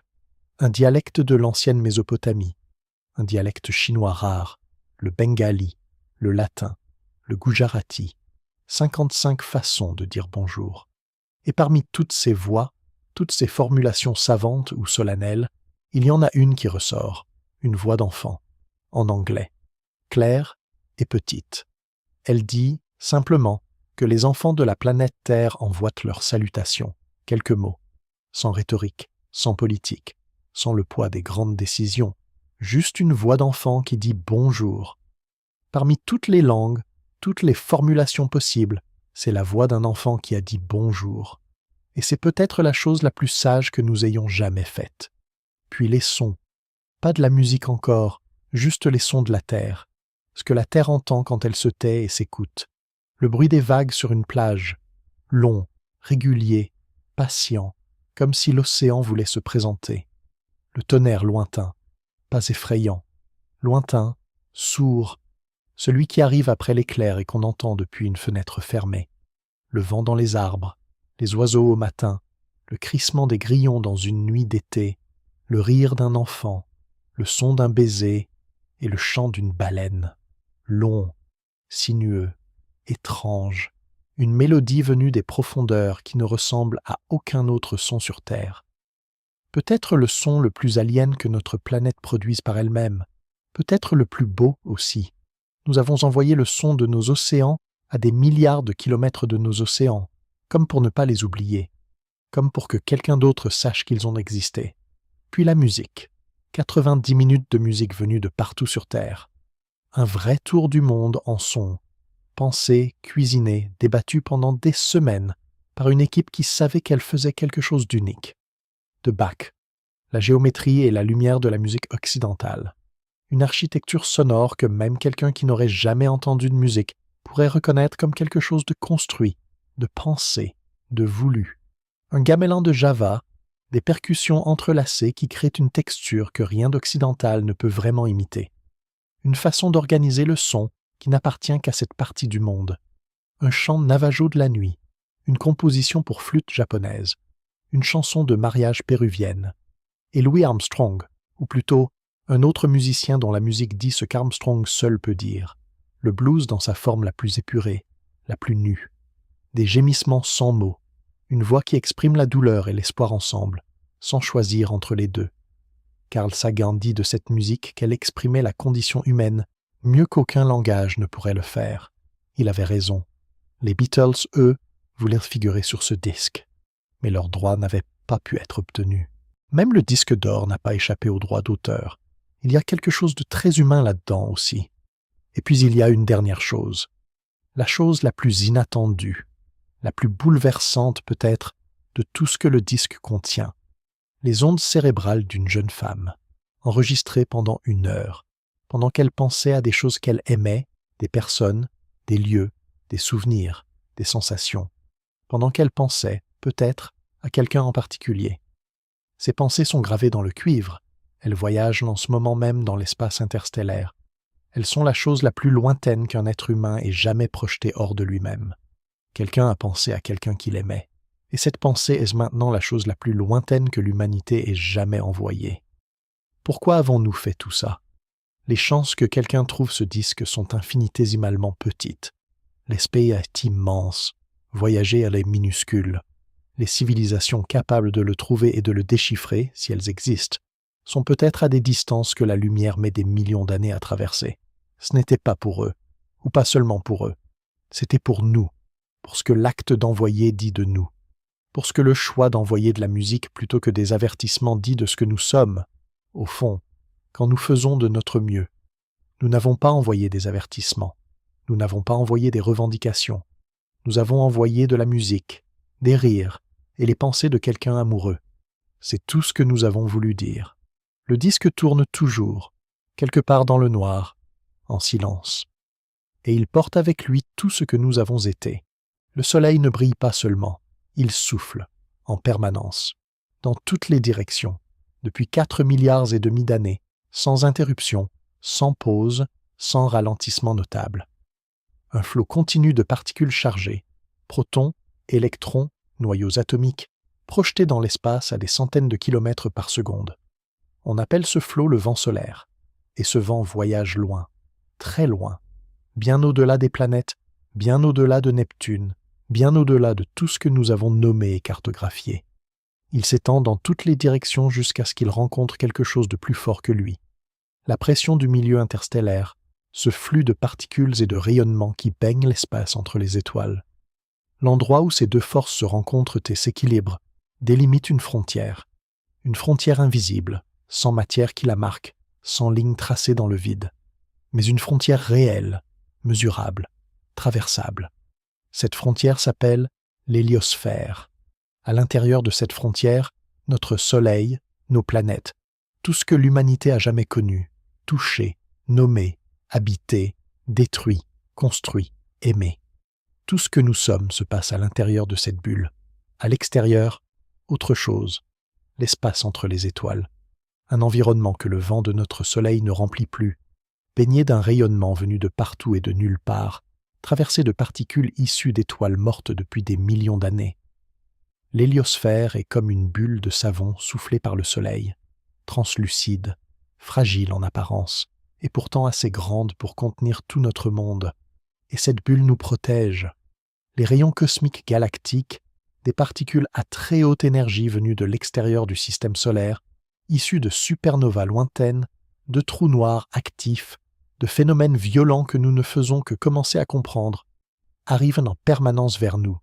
Et le vent solaire, dans sa pression constante vers l'extérieur, en déflecte une grande partie, les ralentit, les disperse, réduit leur intensité avant qu'ils n'atteignent les planètes intérieures. Sans cette bulle invisible, la vie sur Terre telle que nous la connaissons serait peut-être impossible. Nous vivons à l'intérieur d'un bouclier que nous ne pouvons pas voir et que nous avons mis des décennies à comprendre. Nous le comprenons aujourd'hui, en grande partie, grâce à voyager. Mais toute bulle a une limite, un endroit où le souffle du soleil s'épuise, où il rencontre quelque chose de plus fort que lui. Et c'est vers cet endroit que Voyager se dirigeait, lentement, patiemment, inexorablement. Les changements furent d'abord imperceptibles. Pas une image qui change, pas un paysage qui se transforme. Voyager ne voyait plus rien depuis longtemps. Mais ses instruments, eux, lisaient l'espace qui l'entourait en permanence. Et dans ses lectures, quelque chose commençait doucement à évoluer. Le vent solaire ralentissait. Pas brusquement, progressivement, sur des années, comme une rivière qui s'élargit et perd de sa vitesse à l'approche d'un lac.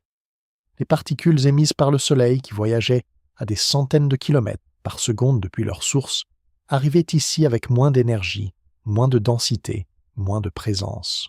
Et simultanément, autre chose augmentait, les rayons cosmiques galactiques, ceux que le vent solaire repoussait d'ordinaire. Ils pénétrèrent davantage, maintenant que la pression du vent diminuait, comme des visiteurs qui entraient plus facilement dans une pièce à mesure que le gardien de la porte perdait de sa vigueur. Voyager ne voyait pas la frontière, mais il la sentait. Ses instruments enregistraient des changements imperceptibles, comme un marcheur qui sent la mer avant de la voir, l'humidité dans l'air, la qualité du silence, quelque chose qui change dans ce qui l'entoure, sans qu'il puisse encore poser le doigt dessus. Plus loin encore, une zone de turbulence. L'endroit où le vent solaire ralentit si brutalement qu'il passe en quelques millions de kilomètres d'un flux supersonique à un flux subsonique, comme une rivière qui se heurte soudain à un obstacle et perd toute cohérence, toute direction, toute linéarité. Une zone chaotique, bouillonnante, traversée de fluctuations magnétiques et de tourbillons de particules. Voyager la traversa. Et ses instruments, de l'autre côté, enregistrèrent quelque chose d'inattendu, des turbulences persistantes, des variations dans les champs magnétiques que les modèles théoriques n'avaient pas prévues avec cette précision. Les scientifiques sur Terre lisaient chaque transmission avec une attention nouvelle. Chaque paquet de données envoyé par Voyager était désormais lu différemment, avec plus de soin.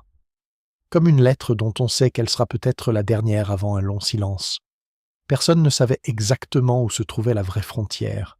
Les modèles donnaient des distances différentes selon leurs hypothèses. Certains pensaient que Voyager l'avait peut-être déjà franchie. D'autres pensaient qu'il restait encore des années à parcourir. Parfois, la seule façon de savoir où est la frontière, c'est de la traverser.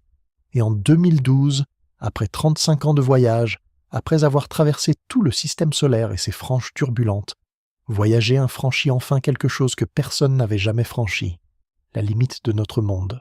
Il n'y a pas eu de frontière visible, pas de ligne dans le ciel, pas de changement de couleur, pas de texture différente dans le vide, pas de signal sonore dans la salle de contrôle.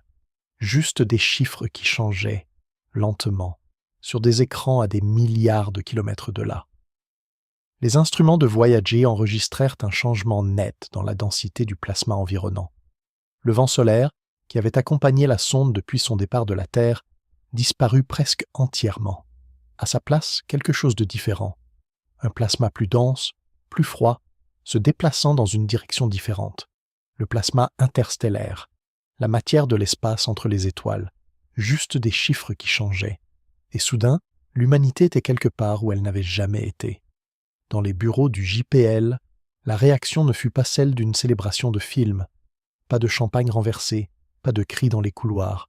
Des personnes assises devant des écrans, regardant des données, certaines depuis des décennies, certaines qui avaient ainsi consacré la meilleure partie de leur carrière à attendre ce moment sans savoir si elles le verraient de leur vivant. Il y a des moments dans la science où un chiffre sur un écran change tout. Pas avec fracas, pas avec lumière, juste un chiffre différent du précédent. Et soudain, l'humanité était quelque part où elle n'avait jamais été.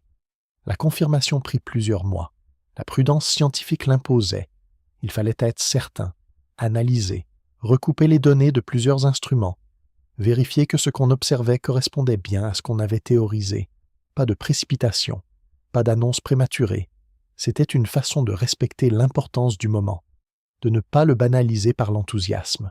Ce que cette confirmation signifiait était simple à énoncer, impossible à vraiment absorber. Voyager 1 était le premier objet fabriqué par des mains humaines à quitter le système solaire. Pas une métaphore, pas une approximation, pas un arrondi. Littéralement, le premier. Tout ce que l'humanité avait jamais construit, lancé, envoyé dans l'espace était resté à l'intérieur de la bulle. Des satellites en orbite terrestre, des sondes vers Mars, vers Vénus, vers Jupiter. Tout, sans exception, était resté dans le domaine du Soleil. Pour la première fois dans l'histoire de notre espèce, quelque chose que nous avions fait de nos mains touchait l'espace entre les étoiles. Pas en rêve, pas en théorie, réellement. Mais qu'y a-t-il de l'autre côté? Qu'est-ce que Voyager entend, mesure, ressent dans cet espace que personne n'avait jamais traversé? L'espace interstellaire est-il vraiment le vide absolu qu'on imagine? Pas tout à fait, la limite de notre monde. L'espace interstellaire n'est pas vide, c'est l'idée reçue, le vide absolu, le néant parfait, l'absence totale de matière, et c'est faux. Pas faux de façon spectaculaire, pas faux d'une façon qui changerait notre intuition du cosmos, mais faux, quand même, dans les détails. Il y a de la matière, très peu, une quantité si infime que nos sens ne pourraient jamais la détecter directement, même avec les meilleurs instruments qu'on pourrait poser là-bas. Mais de la matière quand même, des atomes d'hydrogène, des atomes d'hélium, des molécules rares qui dérivent seules dans l'obscurité, sans rien à rencontrer pendant des millions d'années. Quelques atomes par centimètre cube, là où l'air que vous respirez en ce moment en contient des milliards de milliards par centimètre cube. L'espace interstellaire n'est pas vide. Il est simplement si peu rempli que nos sens ne pourraient jamais le percevoir directement. Mais voyager, lui, l'entend. Ce qu'il entend d'abord, c'est le plasma. Le milieu interstellaire est partiellement ionisé. Certains atomes ont perdu un électron et sont devenus des ions chargés, créant un plasma très ténu, presque fantomatique. Voyager peut mesurer la densité de ce plasma, sa température, sa composition. Des mesures que personne n'avait jamais faites depuis cet endroit. Quelques atomes par centimètre cube. C'est presque rien. Et pourtant, quand on les multiplie par les distances interstellaires, des années-lumière de vide parsemées de ces atomes solitaires, c'est une quantité de matière que l'esprit humain ne peut pas vraiment concevoir. Ce qu'il entend ensuite, c'est le magnétisme. L'espace interstellaire n'est pas magnétiquement neutre. Il est traversé de champs magnétiques, invisibles, intangibles, mais réels et mesurables. Ces champs viennent d'étoiles mortes depuis des millions d'années, des remnants de soleil qui ont brûlé, explosé, et laissé derrière eux des empreintes magnétiques qui s'étendent sur des années-lumière. L'espace entre les étoiles n'est pas neutre. Il porte les traces de toutes les étoiles qui sont mortes avant notre Soleil, comme un palimpseste cosmique où chaque ancienne vie a laissé son empreinte, un parchemin réécrit 1000 fois, sur lequel chaque couche transparaît encore à travers la suivante. Voyager peut lire ce palimpseste. Ces magnétomètres mesurent la direction et l'intensité de ces champs fossiles, et ce qu'ils révèlent commence à esquisser une cartographie de notre voisinage galactique que personne n'avait jamais tenté de tracer depuis l'intérieur. Ce qu'il entend enfin, ce sont les rayons cosmiques, ces particules à haute énergie venues de partout dans la galaxie, de supernovas lointaines, d'étoiles à neutrons, de régions actives au cœur de la Voie lactée. À l'intérieur de l'héliosphère, le vent solaire en déflectait une grande partie. Ici, Voyager les reçoit pleinement, sans filtre, sans protection.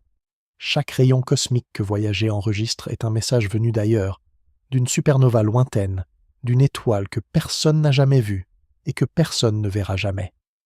Un messager de l'invisible, porteur d'informations sur des événements cataclysmiques survenus à des distances inimaginables, il y a des temps inimaginables, et Voyager les compte, les mesure, les catégorise, puis envoie ces données vers la Terre, où des scientifiques les analysent avec une attention que peu de transmissions méritent autant.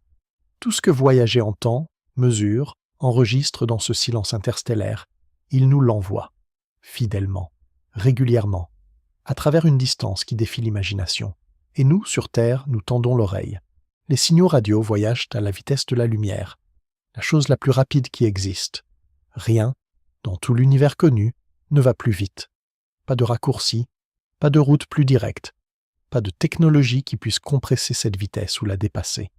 Et pourtant, à la distance actuelle de Voyager 1, ce signal met plus de 22 heures pour nous parvenir. 22 heures, aller simple, à la vitesse de la lumière. 22 heures pour poser une question. 22 heures pour recevoir la réponse. 44 heures pour un seul échange. La chose la plus rapide de l'univers prend 22 heures pour faire ce trajet. Il n'y a pas de raccourci, pas de connexion plus rapide, juste la lumière et le temps. Et ce signal qui arrive après 22 heures, avec quelle puissance arrive-t-il? Moins d'un milliardième de watts.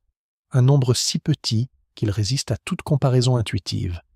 Plus faible que la lueur d'une bougie vue depuis la Lune.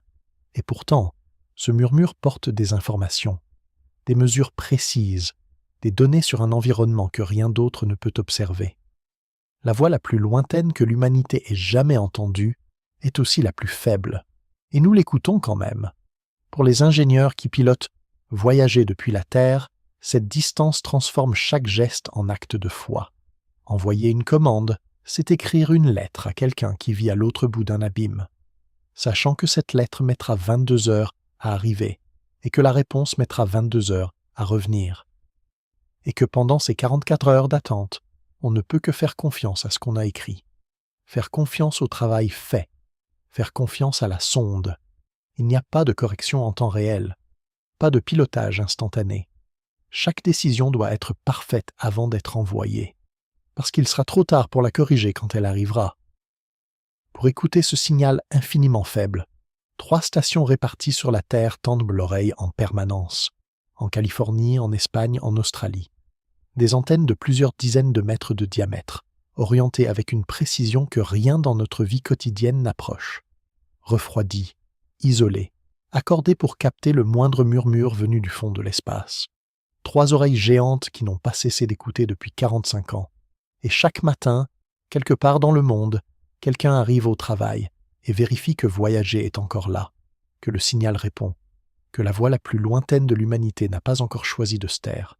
Chaque matin, depuis 45 ans, sans jamais manquer un rendez-vous. Mais cette fidélité a une limite. Les générateurs vieillissent, l'énergie diminue, et quelque part dans les années qui viennent, le signal faiblira pour la dernière fois. Pas comme une extinction, plutôt comme une bougie qu'on regarde baisser doucement. Chaque année, un peu moins d'énergie. C'est ainsi que ça se passe. Pas brutalement. La physique ne fonctionne pas ainsi pour le plutonium qui se désintègre doucement. Une décroissance lente, régulière, prévisible. Les ingénieurs du JPL peuvent la calculer avec précision. Ils savent combien il reste. Ils savent combien il en faudra encore. Ils savent quand le seuil critique sera atteint. Ce moment où l'énergie disponible ne sera plus suffisante pour alimenter les derniers instruments actifs. Et depuis des années, ils font des choix. Ils éteignent ce qui peut être éteint. Les chauffages d'abord, au risque de laisser certains composants gelés dans le froid spatial. Un risque calculé, accepté, parce que l'alternative est pire, puis certains capteurs redondants, puis des systèmes entiers, désormais inutiles, dont l'énergie est redirigée vers ce qui compte encore. Éteindre un instrument sur Voyager, c'est comme souffler une bougie qu'on ne pourra pas rallumer. On le fait doucement, avec soin, en sachant que c'est nécessaire, en sachant que c'est juste. Ce qui reste actif aujourd'hui est discret.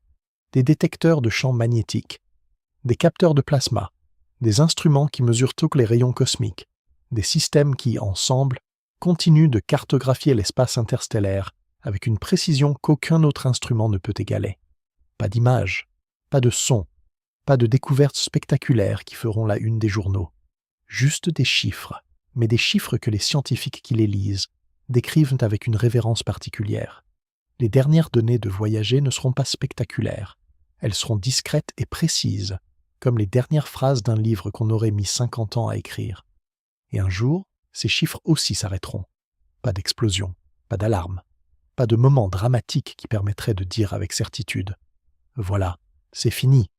Un signal qui s'affaiblit progressivement sur des semaines, peut-être des mois, des données de plus en plus lacunaires, des transmissions de moins en moins lisibles. Et puis, à un moment, les antennes du Deep Space Network ne pourront plus distinguer le signal de Voyager du bruit de fond de l'univers, ce halo de rayonnement ambiant qui baigne l'espace dans toutes les directions.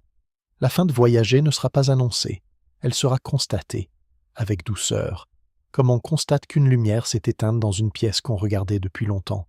Mais Voyager ne s'arrêtera pas, le signal s'arrêtera, la voix se taira, les données cesseront d'arriver, mais la sonde, elle, continuera d'avancer, dans le silence, sans destination, sans cap à corriger, juste le mouvement, perpétuel, que rien dans l'espace interstellaire ne viendra interrompre. Dans 40 000 ans environ, Voyager en approchera d'une étoile lointaine, sans l'atteindre, juste passer à proximité, comme on passe devant une fenêtre éclairée dans la nuit. Et sur son flanc, la pochette d'aluminium sera toujours là. Le disque de cuivre plaqué or sera toujours intact, protégé du vide, de la radiation, du temps. Voyager ne s'éteindra pas quand nous cesserons de l'entendre. Il continuera, dans le silence, avec le disque doré fixé sur son flanc, portant notre musique, nos voix, nos pensées vers des endroits que personne ne connaît encore. Voyager s'éteindra un jour. Mais avant de parler de ce qu'il laisse derrière lui, de ce qu'il a changé en nous, de ce qu'il a rendu possible, de ce qu'il nous a appris sur nous-mêmes, il faut s'arrêter un instant et regarder une image, une seule, la plus petite et la plus grande que l'humanité ait jamais prise. Le 14 février 1990, la Saint-Valentin, Voyager 1 se trouvait alors à 6 milliards de kilomètres de la Terre, loin derrière Neptune, loin derrière tout ce que nous appelons le système solaire planétaire, en route vers la frontière de l'héliosphère, vers ce territoire que nous venons de traverser ensemble cette nuit. Un astronome posa une demande à la NASA. Retournez les caméras, pas vers l'extérieur, pas vers les étoiles, pas vers l'espace interstellaire, vers l'intérieur, vers le Soleil, vers les planètes, vers la Terre. La NASA hésita. Pointer les caméras dans la direction du Soleil risquait d'endommager les optiques. C'était un risque réel, technique, documenté. Et les caméras allèrent être éteintes de toute façon peu après. C'était la dernière occasion de s'en servir. L'hésitation dura, et puis la demande fut acceptée. Le 14 février 1990, les caméras de Voyager 1 se retournèrent, et en 60 images, une mosaïque patiente, construite fragment par fragment, elles photographièrent le système solaire entier depuis les confins. C'était le jour de la Saint-Valentin, et Voyager allait offrir à l'humanité la photographie d'amour la plus improbable qui soit. Dans cette mosaïque, cherchez la Terre. Elle n'est pas facile à trouver. Elle n'est pas là où l'instinct la placerait, bien visible, bleue et reconnaissable, ronde et familière. Non, elle est un point minuscule, à peine visible à l'œil nu, pris dans un rayon de lumière solaire diffracté par l'optique de la caméra. Ce rayon de lumière, par un hasard de géométrie, traverse précisément l'endroit où la Terre se trouve sur l'image. Elle semble suspendue dedans, comme une poussière dans un rayon de soleil filtrant par une fenêtre. Bleu pâle, presque blanc. Un seul pixel. Il n'y a pas de bord visible, pas de continent reconnaissable, pas d'océan identifiable, pas de signe que ce point est différent des autres, pas de lumière propre, pas de halo, pas d'indication que là, sur ce pixel, se trouve tout ce que notre espèce a jamais été. Il n'y a pas de bord visible, pas de continent reconnaissable, pas de signe de vie, juste un point, bleu, pâle, suspendu dans le noir. L'astronome qui avait demandé cette photographie écrivit sur elle. Il réfléchit à ce qu'elle montrait et ce qu'elle cachait, à ce qu'elle disait sans pouvoir le dire avec des images.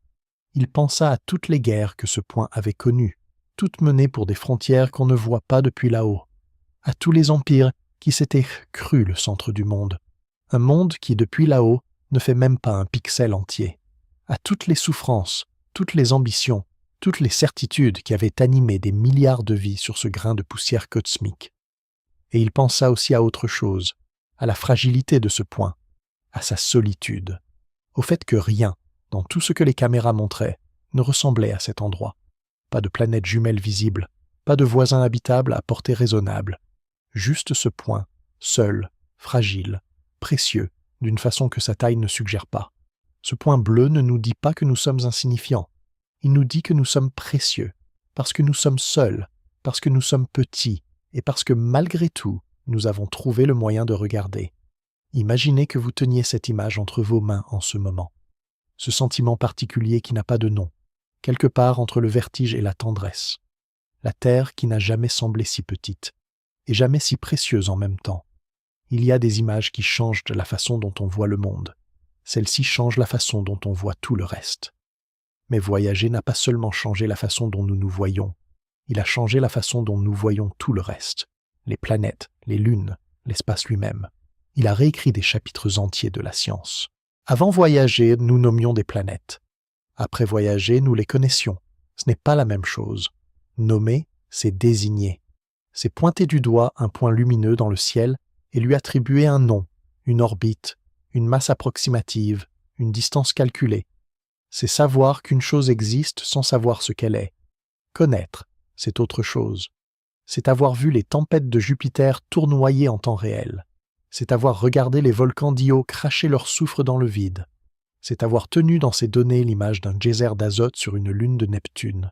C'est avoir compté les anneaux de Saturne jusqu'à en perdre le compte. Avant Voyager, Neptune n'était qu'un nom, Titan qu'une ombre, Io qu'une hypothèse, l'héliosphère qu'une théorie. Après Voyager, ces mots désignaient des endroits réels, des endroits qu'on avait visités, imparfaitement, brièvement, avec des instruments limités, mais visités. Les révolutions scientifiques que la mission a provoquées ne se lisent pas dans une seule découverte spectaculaire. Elles se lisent dans l'accumulation. La volcanique d'Io, la première activité géologique découverte hors de la Terre, a changé notre idée de ce que peut être un monde actif. L'océan probable d'Europe a redéfini notre idée des zones où la vie peut exister. Plus besoin d'être proche d'une étoile, plus besoin d'être en surface, plus besoin d'être dans les conditions que nous connaissons. Les anneaux de Saturne, dans leur complexité inattendue, ont ouvert des questions entières sur la formation et l'évolution des systèmes planétaires, et la traversée de l'héliosphère a donné naissance à une branche entière de l'astronomie, l'étude du milieu interstellaire depuis l'intérieur. Chacune de ces découvertes était un chapitre réécrit. Ensemble, elles ont changé le livre. Mais ce que voyager a fait de plus précieux peut-être, ce n'est pas ce qu'il a résolu, c'est ce qu'il a ouvert. L'inclinaison d'Uranus, toujours sans explication certaine. Le paradoxe thermique de cette même planète, toujours ouvert. La nature exacte du milieu interstellaire au-delà de l'héliosphère, à peine esquissée. La vie possible sur Europe, sur Encelade. Une question, pas une réponse. La meilleure science ne répond pas à toutes les questions. Elle en pose de meilleures. Et Voyager a posé les meilleures questions de sa génération. L'héritage de Voyager ne se mesure pas seulement en données. Il se mesure aussi en personnes, en scientifiques, en ingénieurs, en rêveurs, que cette mission a touché et changé. Il y a des enfants qui ont grandi avec les images de Voyager, des enfants qui, dans les années 80, ont ouvert un manuel scolaire et découvert une photographie de Jupiter. Pas un dessin, pas une illustration, une vraie photographie, prise par une vraie sonde, envoyée depuis des centaines de millions de kilomètres. Des couleurs réelles, des détails réels, un monde réel qui attendait là, dans les pages d'un livre de classe.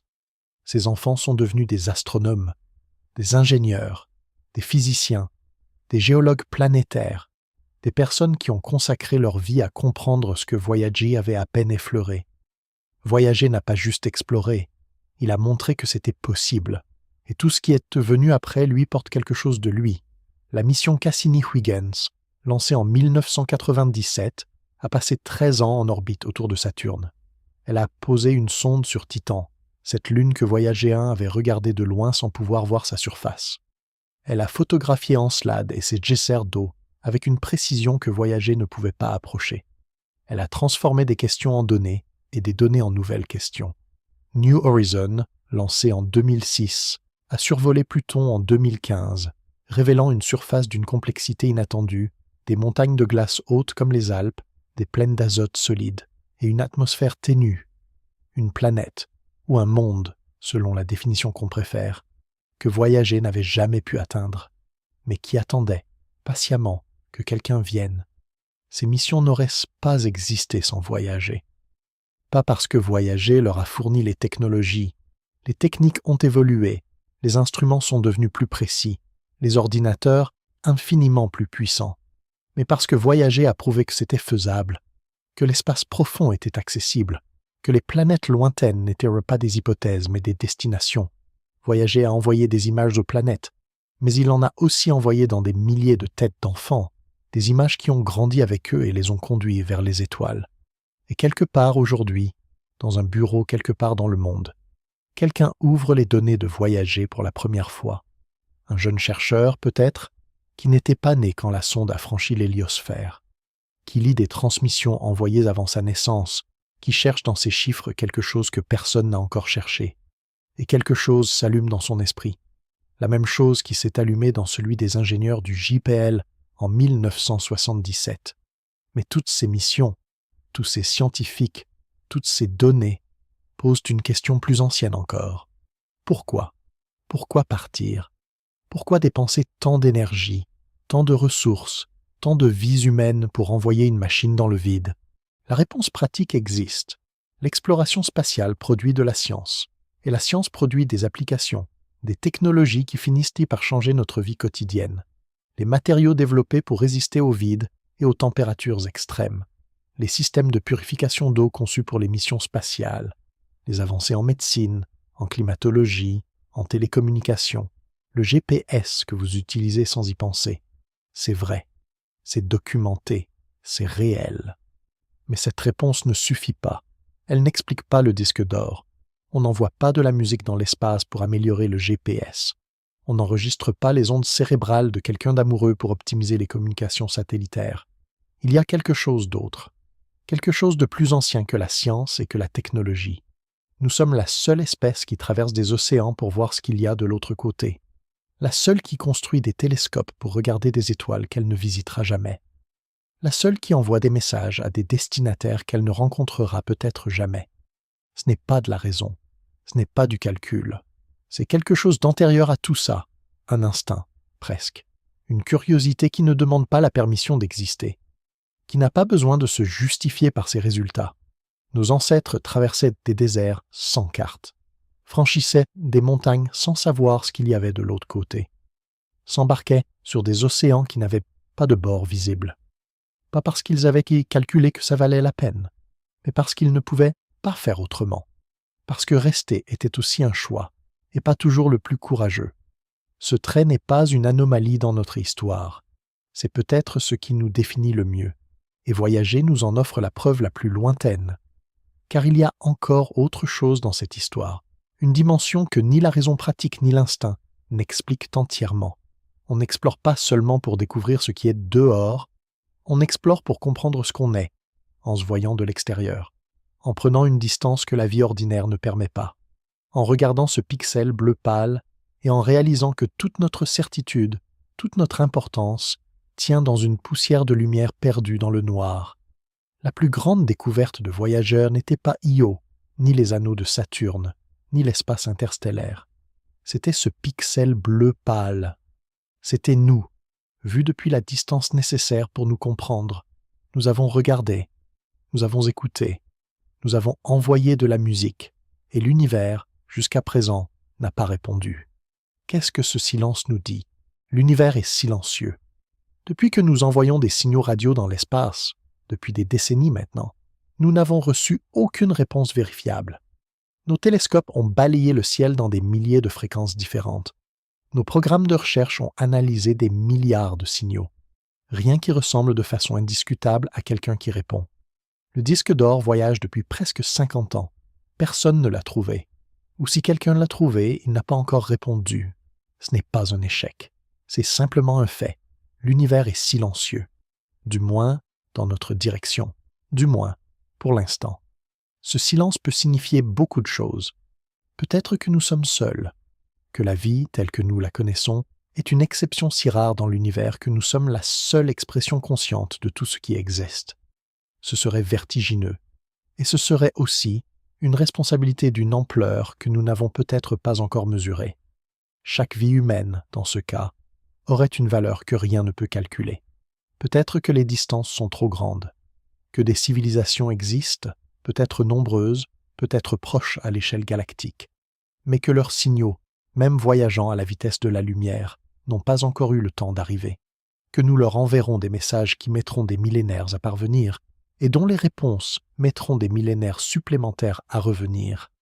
Une conversation dont nous ne verrons jamais la conclusion. Peut-être que nous n'écoutons pas de la bonne façon, que nous cherchons dans des fréquences, des directions, des formes de signal qui ne correspondent pas à ce que d'autres civilisations utiliseraient, que nous sommes comme quelqu'un qui chercherait une lettre dans une boîte aux lettres, alors que le message arrive par une voie qu'il n'a pas encore imaginée. Le silence de l'univers n'est pas une réponse, c'est une question, la plus grande que nous n'ayons jamais posée. Et ce que ce silence nous invite à faire, pas ce qu'il nous contraint à faire, mais ce qu'il nous invite à faire, c'est peut-être simplement de prendre soin. Si nous sommes seuls, alors cet endroit est unique, irremplaçable, d'une valeur que rien d'autre dans l'univers observable ne possède. Et peut-être que la première chose à faire, avant de chercher la vie ailleurs, est de préserver celle qui est ici. Si nous ne sommes pas seuls, alors continuer d'envoyer de la musique est la chose juste. Continuer à dire bonjour, continuer à tendre la main dans le noir, sans certitude de réponse, parce que c'est ce que font les êtres qui croient même que la connexion vaut quelque chose. Le silence de l'univers ne nous demande pas de nous taire. Il nous demande peut-être de parler plus doucement, avec plus de soin, avec plus de conscience de ce que nous sommes. Et peut-être que c'est là le dernier enseignement de voyager. Non pas ce qu'il a trouvé, mais ce qu'il nous a rappelé, ce que nous sommes, ce que nous faisons. Et pourquoi, malgré tout, nous continuons à parler. Les étoiles ont toujours été silencieuses, elles le sont encore. Mais nous avons parlé en premier, sans y être invités, sans savoir si quelqu'un écouterait, parce que c'était la chose juste à faire. Nous n'avons pas attendu une réponse pour commencer. Nous n'avons pas envoyé un signal d'alarme. Nous n'avons pas envoyé une revendication, ni un avertissement, ni une menace. Nous avons envoyé de la musique, des rires, le son d'une baleine dans l'océan, la voix d'un enfant qui dit bonjour, les pensées de quelqu'un amoureux. C'est tout ce que nous avons voulu dire. Et dans ce choix particulier, fait à ce moment particulier, par ces personnes particulières qui auraient pu choisir autrement, il y a quelque chose d'essentiel sur ce que nous sommes. Nous sommes une espèce qui construit des cathédrales qu'elle ne finira pas de son vivant, qui plante des arbres dont elle ne verra jamais l'ombre, qui écrit des livres pour des lecteurs qui ne sont pas encore nés, qui envoie de la musique vers des étoiles qu'elle n'atteindra jamais. C'est peut-être ce que nous sommes, au fond, des êtres qui font des choses pour plus grand qu'eux, qui investissent dans des retours qu'ils ne verront pas, qui font confiance à l'avenir d'une façon que la raison seule ne justifie pas toujours. Pas notre puissance, pas notre vitesse, pas notre capacité à conquérir ou à dominer. Notre capacité à offrir, même dans le vide, même sans destinataire certain, même sans garantie de retour. C'est peut-être notre trait le plus humain. Quelque part là-haut, en ce moment, deux petits engins continuent leur route, silencieux, patients, fidèles. Et sur leur flanc, un disque doré attend, comme nous avons toujours attendu, avec espoir, sans certitude, et avec tout ce que nous avons. Au début de cette nuit, je vous ai dit qu'à plus de 23 milliards de kilomètres de la Terre, quelque chose que nous avions construit dérivait en silence dans le noir. Vous savez maintenant ce que c'est.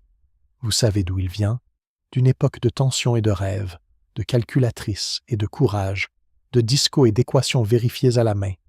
Vous savez ce qu'il a vu, Jupiter et ses volcans, Saturne et ses milliers d'anneaux, Uranus couché sur le côté, Neptune et ses tempêtes supersoniques, Triton qui tourne à l'envers. Vous savez ce qu'il porte, un disque de cuivre plaqué or avec de la musique, des voix, le son d'une baleine et les pensées de quelqu'un d'amoureux. Et vous savez où il va. Nulle part en particulier. Partout peut-être. 23 milliards de kilomètres. Ce n'est plus un chiffre. Ce n'est plus une abstraction qui glisse sur la conscience sans laisser de traces. C'est un voyage, une histoire que nous venons de traverser ensemble cette nuit, depuis votre endroit dans le monde jusqu'aux confins de ce que l'humanité a jamais atteint.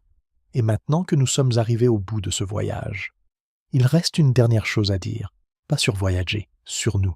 Voyager ne dit pas que nous sommes puissants. Il était petit et fragile, moins de 900 kg dans l'immensité de l'univers, un grain de métal dans un océan infini de vide. Il ne dit pas que nous sommes rapides. Il a mis des décennies pour arriver là où il est. Il ne dit pas que nous sommes riches. Il coûtait moins cher que beaucoup d'autres choses que nous avons construites et oubliées. Il dit quelque chose de plus difficile à entendre et de plus beau.